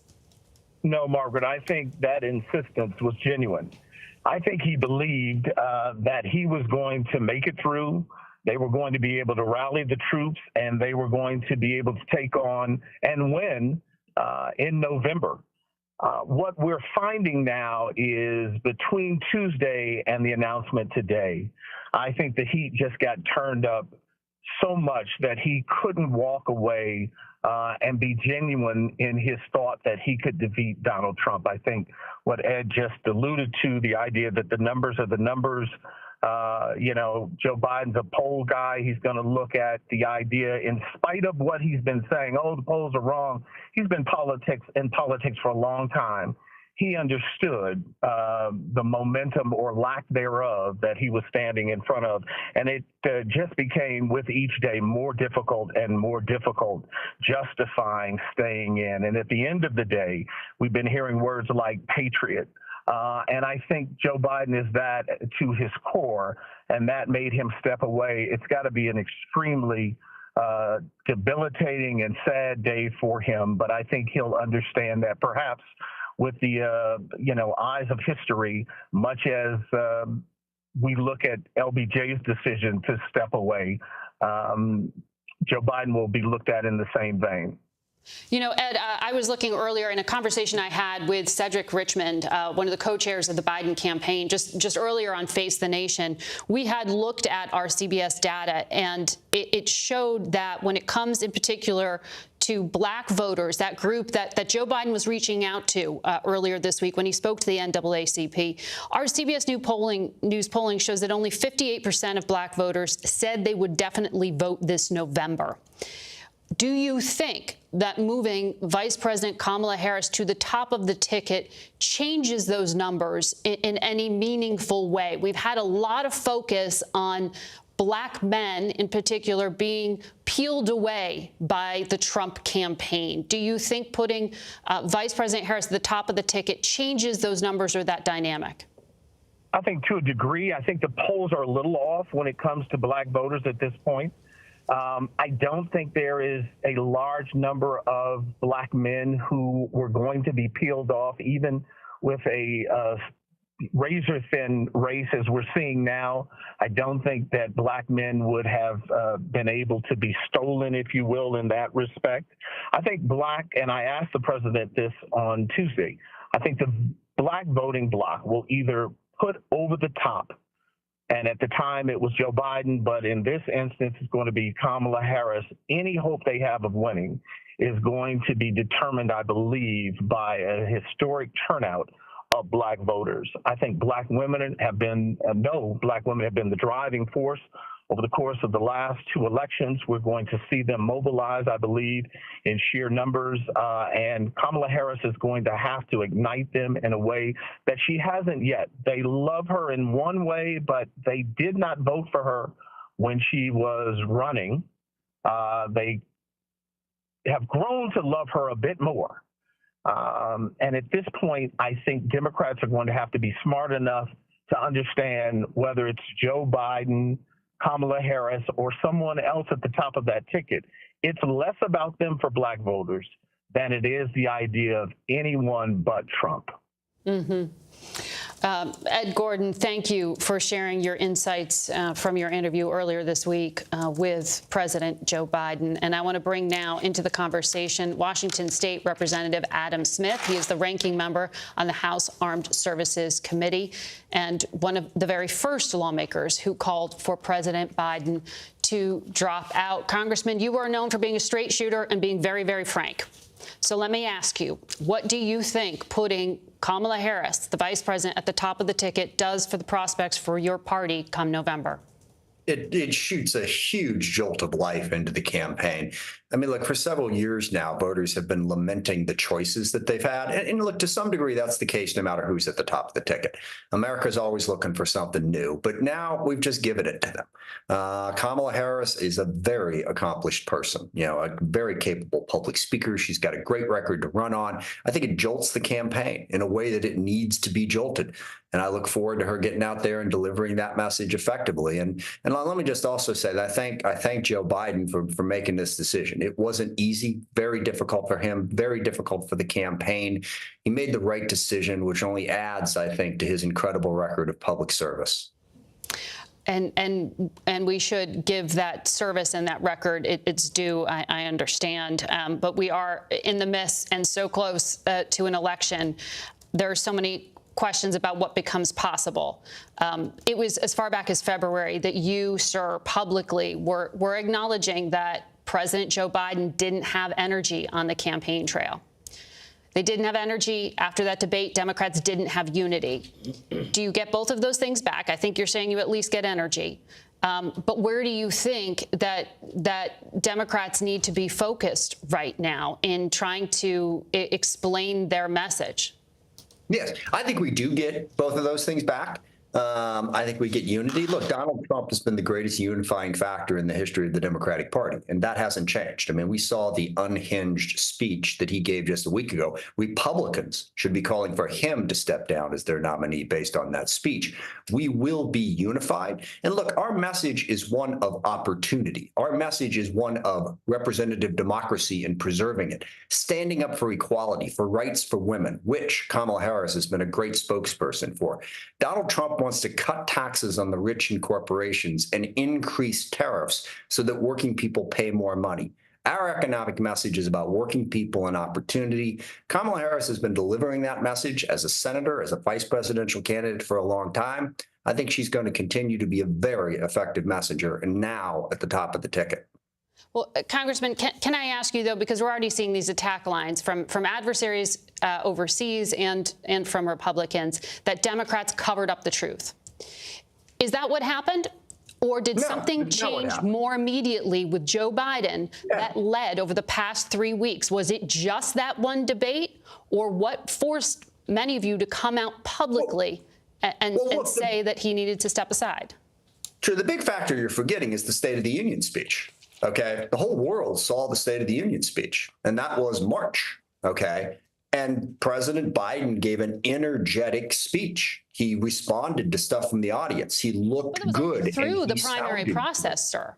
I mean, Democrats chose, but that was already through the primary process. That there was not a vibrant, there wasn't a very strong challenge to Joe Biden, your critics would say. You're kind of missing my point here, I think. Well, your point was that he looked like he had energy in March, I think is your point. Right. Yeah, which was right in the middle of the primary process. But did you just put off a painful conversation for too long? Look, no, and part of it is because of what happened in March. And look, everyone's going to be like, I don't know, a couch potato doctor at this point going, well, we all knew. No, I mean, it's hard to diagnose people. Look, I went through a massive healthcare problem, anxiety problem, hip problem, pain. I went to I don't know how many different doctors before they figured that out. Okay, so yeah, well over 100 as a matter of fact. So the notion that somehow we could have diagnosed President Biden from a distance when, again, the State of the Union speech was incredibly strong. Now, after that, we started to see some troubling signs culminating in the debate. So no, we didn't hide anything. You can't hide the president. He was out there, okay? And then when it reached the point where we saw that his health had declined, the party made the right choice, and Joe Biden made the right choice. So we didn't hide anything. The decision was made, I think, at the right time.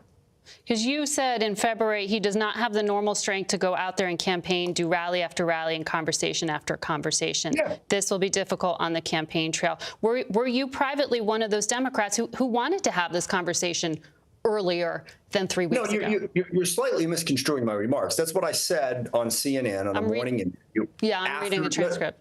Right, understood. And I want to add the context. This was after Joe Biden came out and did that press conference, impromptu press conference, after the special prosecutor issued that report that was, basically saying, well, he doesn't have a good enough memory to prosecute. And we were challenging that. And I was asked by John Berman about that. And I said, look, there's no question in terms of being the vigorous, 16-hour-a-day campaigner. Joe Biden's not going to be able to do that. But I think, number one, he's doing a great job as president. He's, managing crises all around the world. And here he is showing that he can be president. And we don't have to have somebody who goes out there 16 hours a day and gives, 2 hours long rallies. I said he was strong enough to be a candidate and he was doing a great job as president. And in February, yeah, I believe that. And then we saw the State of the Union and then it changed. It changed before our eyes. We saw it and we made the right choice. Everything is changing before our eyes. Sir, thank you very much for your candid take, Congressman Adam Smith. Thank you. Margaret, thank you. And we are learning some new information at this hour about what's happening inside the White House as President Biden has announced that he believes it is in the best interest of my party and the country for me to stand down and focus solely on his roles as Commander-in-Chief. Ed? Yeah, so the White House Chief of Staff, Jeff Zients, has circulated a message to the rank and file who work within the White House complex saying, essentially forwarding the letter from the president, making sure they all saw it, and said he couldn't be more proud to work for the president, the vice president, and the American people alongside all of you, the best White House team in history. There's so much more to do. And as the president says, there's nothing America can't do when we do it together. There's going to be a 10 a.m. meeting tomorrow with those staffers to sort of buck them up and explain where things are going. But we know from an earlier conversation he had that the chief of staff had with cabinet members earlier today that they're essentially being told there's still a busy 6 months to go. Whether it's on the domestic or foreign front, they intend to keep working hard through the end of his presidency in January. And we know, as Ouija reported a little while ago, that the president started informing those outside his innermost circle this morning. The vice president, the chief of staff, his campaign chief, senior advisors were told just moments before the letter went out, and that the president and vice president spoke several times. He endorsed her, of course, a few minutes after that letter. She now has accepted the challenge and will seek the nomination, says she intends to earn it and win it. And the big question is, well, who will she run with? And is anyone going to challenge her in the meantime? We have heard throughout the afternoon from members of the Democratic National Committee, about 4,000 delegates who get to vote at the convention. Those are the people that fill the hall, that sit there when the balloons fall and listen to the speeches every night. They're those that are involved in this talk about nominating the president virtually that had been going on over the last few weeks are now being told to expect a vote on August 1st. So that's about 10, 11 days from now. That is new. It's not official, but there are several delegates we've heard from this afternoon being told expect a vote on August 1st. What will that vote mean? That would, in essence, attempt to put Harris's name formally in the nomination and make her the nominee. So now someone who may not like that idea only has about 10 days to say no. Let me challenge her. Let me present the delegates with another option. and let's see if somebody emerges in the coming days to do that. We have not heard as of this afternoon of anyone who's thinking of it. There is a possibility someone out there, a governor, a senator, or someone else might feel compelled to at least give the party an option. But you also got to remember that the thumb is pretty much on the scale for the president and vice president. As leaders of the party, they stack these committees with their loyalists, with people who are aligned with them ideologically or who've worked alongside them. So it's no surprise that they would be aligned with the president and vice president and be carrying out the rules that were approved last year to carry out this process. So if someone wants to make that point, they've got to do it fast, in a compelling way, and probably spend a lot of time and money in a very short amount of time to make the case to the country. The president throwing his support behind his Vice President Kamala Harris, who says, together we will fight and together we will win. And she will embark on what is a historic candidacy with a short time frame in order to convince the American people that they should elect her as the next president of the United States. And I note historic, Margaret, because she will be the first woman of color to become a major party presidential nominee if the Democratic Party moves forward and nominates her. And President Biden has said he wouldn't have selected her had he not thought she was qualified. But she has to convince the country of that, and in some ways convince all of her party about that. I was told, and it makes sense with Ed's timeline here, that she will have to make a decision by the end of July in terms of that vice presidential running mate to go alongside her. And that is part of the calculus within the party. The last time we saw a woman at the top of the ticket, Hillary Clinton, there was quite a lot running against Donald Trump. There were quite a lot of attacks against her. And there is a mind towards what is the lesson from then? How do we apply it now? And even as the Democratic Party has yet to officially nominate her, already some of the jockeying is going on. What will a Donald Trump versus Kamala Harris contest look like, Robert Costa? Well, there's breaking news just now. Within the last hour, I spoke with former President Donald Trump, and I asked him, will you debate Vice President Harris? There is a scheduled debate for this fall with another network. And he said, I can't make that decision right now because I'm not sure she's going to emerge as the Democratic nominee. That's what he told CBS News just within the last couple of minutes. Former President Trump on his social media account said, my debate with President Biden, which was slated to be broadcast in September, now that he's quit the race, he believes he's going to pull out of the debate. He said, quote, now that Joe has not surprisingly quit the race, I think the debate with whomever the Democrats choose should be held on Fox News rather than ABC News. So there had been a commitment to have a second presidential debate at another network. Now former President Trump has pulled out of that scheduled September debate, and he is urging Fox News to hold the debate. That's happened just within the last few minutes. And this comes as a very fluid situation. Based on my conversation with former President Trump and his campaign allies, they are now evaluating this race in a totally different way. I have been told in the last few minutes, ads are being prepared against Harris in case she emerges as the Democratic nominee, and they are preparing for an onslaught against her, and they feel no pressure to participate in anything unless it's on their terms because they believe they're in a strong position, especially as the Democrats still haven't formally solidified her as the nominee. But does it also suggest that Donald Trump or his campaign advisors are worried about a matchup with a prosecutor like Kamala Harris? Well, former President Trump told me he's not worried at all. He said he's going to, I don't have the exact quotes in front of me right here, but he used very descriptive language to describe how he's not worried and how he's going to put on the shoulders of Vice President Harris or whoever emerges as the nominee a lot of political attacks. Vicious attacks is the way he kind of described it, on immigration, the border, the economy. That's all coming, he said, whether it's Harris or not. And just as we saw now, he's pulling out of the debate unless it's on his terms. Now he wants it at a different network. That was scheduled for September the 10th on a competing network. Our network, though, in full disclosure, Nora, had also had plans for a vice presidential debate that Vice President Kamala Harris had committed to. The Trump campaign had not yet. So they hadn't committed to that either. They don't know who's going to be the exactly. VP. So will they do that now?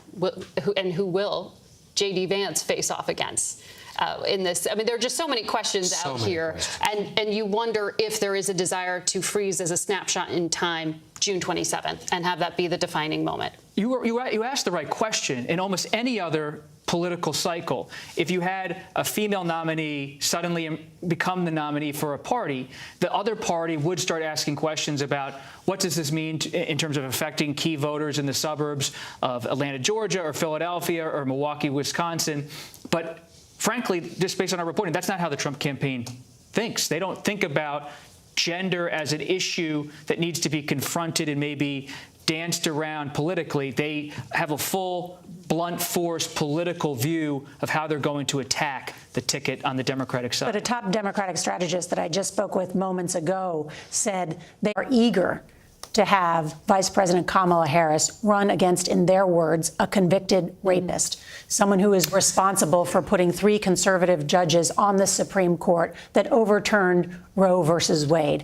I said, but you can imagine what the attacks will be like. We've seen the campaign. We remember the campaign between Donald Trump and Hillary Clinton. And this strategist said, bring it. We're ready. This is a different era. What about how will suburban women in 2024 react to attacks on the first woman of color to lead a party's ticket? It's already underway.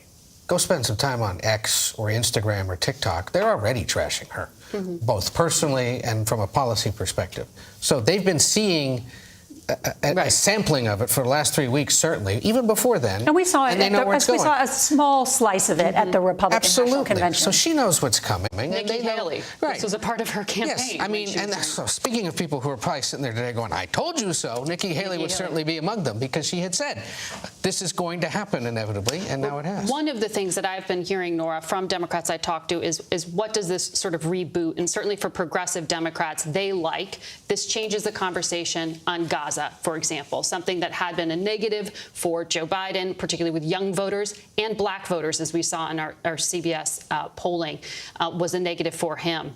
She has been more sensitive on this issue in terms of loss of Palestinian life. She has been out there on college campuses. She has channeled some of that empathy in a way that Joe Biden was criticized for not doing. It also reboots the conversation on reproductive health care. Joe Biden, very clear, not big on it was his phrase, didn't even like saying the word abortion. And we know Republicans don't want to talk about that, as we just saw at the RNC, where it was just really almost erased entirely from the RNC platform. So those things are strengths for her, and some within the Democratic Party are excited that she can prosecute that case if she were ever on a debate stage or just on the campaign trail against Donald To the point about Gaza, for example, when he gave speeches earlier this year, she was seeing drafts of them. She was sending back language to them saying he's got to say something more sympathetic about the plight of the Palestinian people. Put that in there. They put that in there. On abortion, remember she went to a health clinic in Minnesota shortly earlier this year, became the first sitting vice president to do so, and used language far more explicit than the president ever does to describe what it is women face when they come to a facility like that and when their potential rights are at risk, the risks medically that they might face. When the vice president went to an actual clinic. Right, yeah. She said, she's like, I have no problem saying the word uterus, she said, for example. And she watched and she joked later about how the men in the room kind of blanched. But she said, that's how comfortable I am talking about this, and that's how I will talk about this. Women's health will be elevated, certainly, in the debate. I wanted to bring in CBS News political contributor Terry Sullivan, because he's been a campaign manager for a presidential run. And so, Terry, what about this latest news that Donald Trump says that planned debate in September, it's now off? Well, I mean, look, it's a reshuffling of the deck. We don't even know, the Trump campaign doesn't know who they're running against. And I do think that, it looks like, President Obama's statement about having an open process. I think this thing is far from over on being decided on who the Democrat nominee will be. And so he's going to pull back and he's going to, then he can renegotiate. Clearly, he wanted to debate against Joe Biden as much as humanly possible. If it's someone else, it may not behoove him politically. So he's going to wait this thing out and see who his opponent's going to be while the Democrats fight this thing out. It's an excellent point, Terry. Thank you. And what about that, Ed? I mean, how does this play out in the coming months about what Donald Trump does in this interim period of 10 days, as you mentioned, before the delegates vote? Well, I think, and Bob was discussing earlier the details of his conversation with Trump. They're not going to, the attacks on her will begin tonight. So they will get to go out and prosecute the case against her. She's got to decide here in the next few hours, Do I get out ahead of the president and start campaigning for president myself? Am I deferential to him? Do I have to pick a running mate sooner rather than later to allay the concerns and allow that person to get out there as well? It will become a challenge. One thing we did learn, and we should pass along, there was a call among campaign staff a little while ago, and they were told by senior leadership, Jen O'Malley Dillon and Julie Chavez Rodriguez, if you have a job today, you have a job tomorrow. And they reiterated that essentially it's now the Harris campaign. We said earlier the paperwork has been filed, and it's now the Harris campaign for president. The Biden name has been dropped. And the strategy will have to shift, because now they're going to have to defend her and her record and who she is, while also prosecuting the case against former President Trump, which it would seem this candidate is more willing to do, perhaps more forcefully, than the sitting president. Ed O'Keefe, thank you. I want to bring in Joel Payne, a Democratic strategist. Joel, what about that? Can the Democratic Party wait 10 days when the full weight of Donald Trump and his campaign is going to start firing rhetorical missiles at Kamala Harris? I was checking in to just learn more about all the things that are going on. Look, I think the Harris team has been kind of seeing the writing on the wall about this for a while. And you've actually seen a lot of Democrats start to list out supporting Kamala Harris as an imperative in recent weeks. I think you're going to see a lot of Democrats have her back. To Margaret's point earlier about the issue of abortion being an issue that is much more live now, because you have a candidate in Kamala Harris who not only will say the word abortion, but is a very trusted voice and advocate on that issue. And I also think that point about Gaza is so very important. That issue was really, if you think about it, I called it the destabilizer. It was the thing that initially destabilized the Biden coalition, because it cut at his credibility with so many key parts of that anti-Trump coalition he needed to keep together.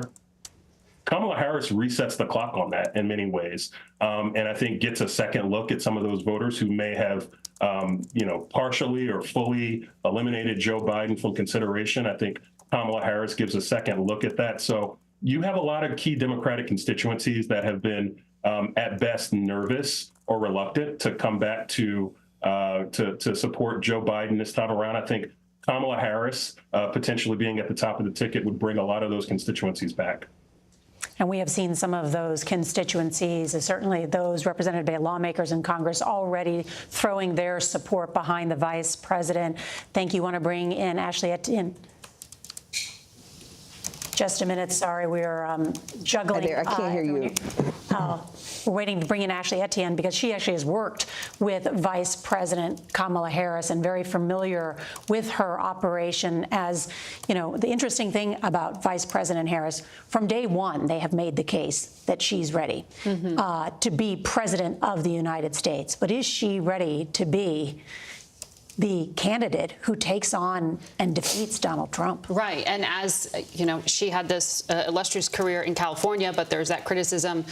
California is its own country, right? And can that kind of Democrat relate to and persuade the rest of the country? There will be a lot of criticism, if you remember, Nora, from the early part of the Biden administration about how she is as a manager and the turnover in her office. There'll be recombing over all of those stories about what does that indicate in terms of her leadership style, executive leadership style. I'm sure Ashley knows something about that.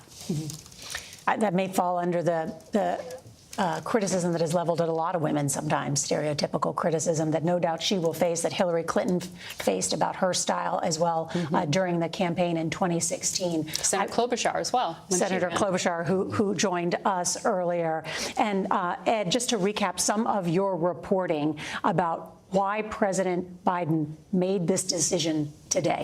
Well, we now know, having heard from his brother, Frank Biden, that health was a consideration in the ultimate decision to make this call. He made it last evening after meeting with the First Lady and 4 close advisors: Anthony Bernal, who's a key advisor, longtime confidant of the First Lady; Annie Tomasini, who runs Oval Office and West Wing operations. I remember her driving around the snowy fields of Iowa in 2007 in an Aerostar van. It was her, Joe Biden, and Hunter Biden driving around that state as he failed to win the presidency. She remains a close ally. Steve Ricchetti and Mike Donilon, 2 of his closest advisors. They began informing people today and they stunned the world this afternoon. Ed O'Keefe, thank you. And just to let everyone know and to recap what we've been following, this twist in a monumental 10 days in America, President Joe Biden announcing he will not seek re-election and instead endorsed his Vice President Kamala Harris. Our coverage will continue on CBS News 24/7 and in a special hour-long edition of the CBS Evening News. So stay with us. We will also bring you a primetime special on President Biden's decision. That's at 7 Eastern, 6 Central. This has been a CBS News special report. I'm Nora O'Donnell, along with my colleagues here in Washington.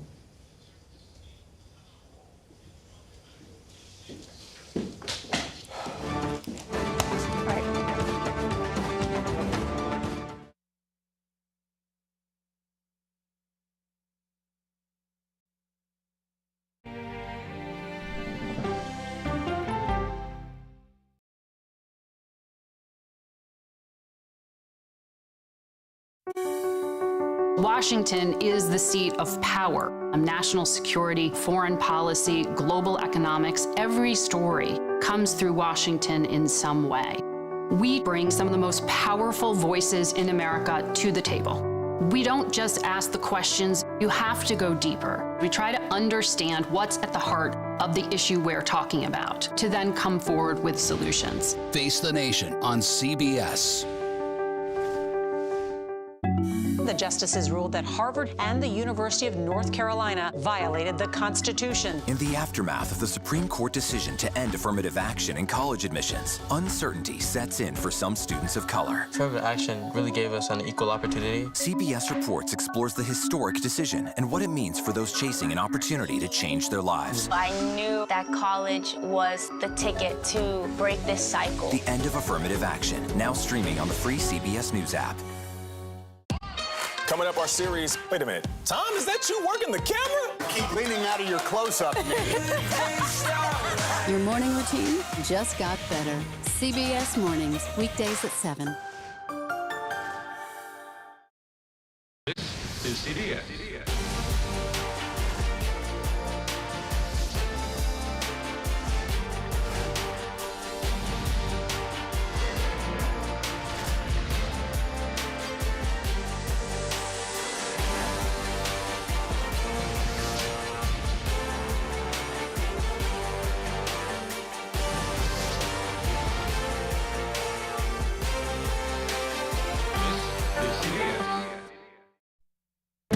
Tonight, the breaking and historic news.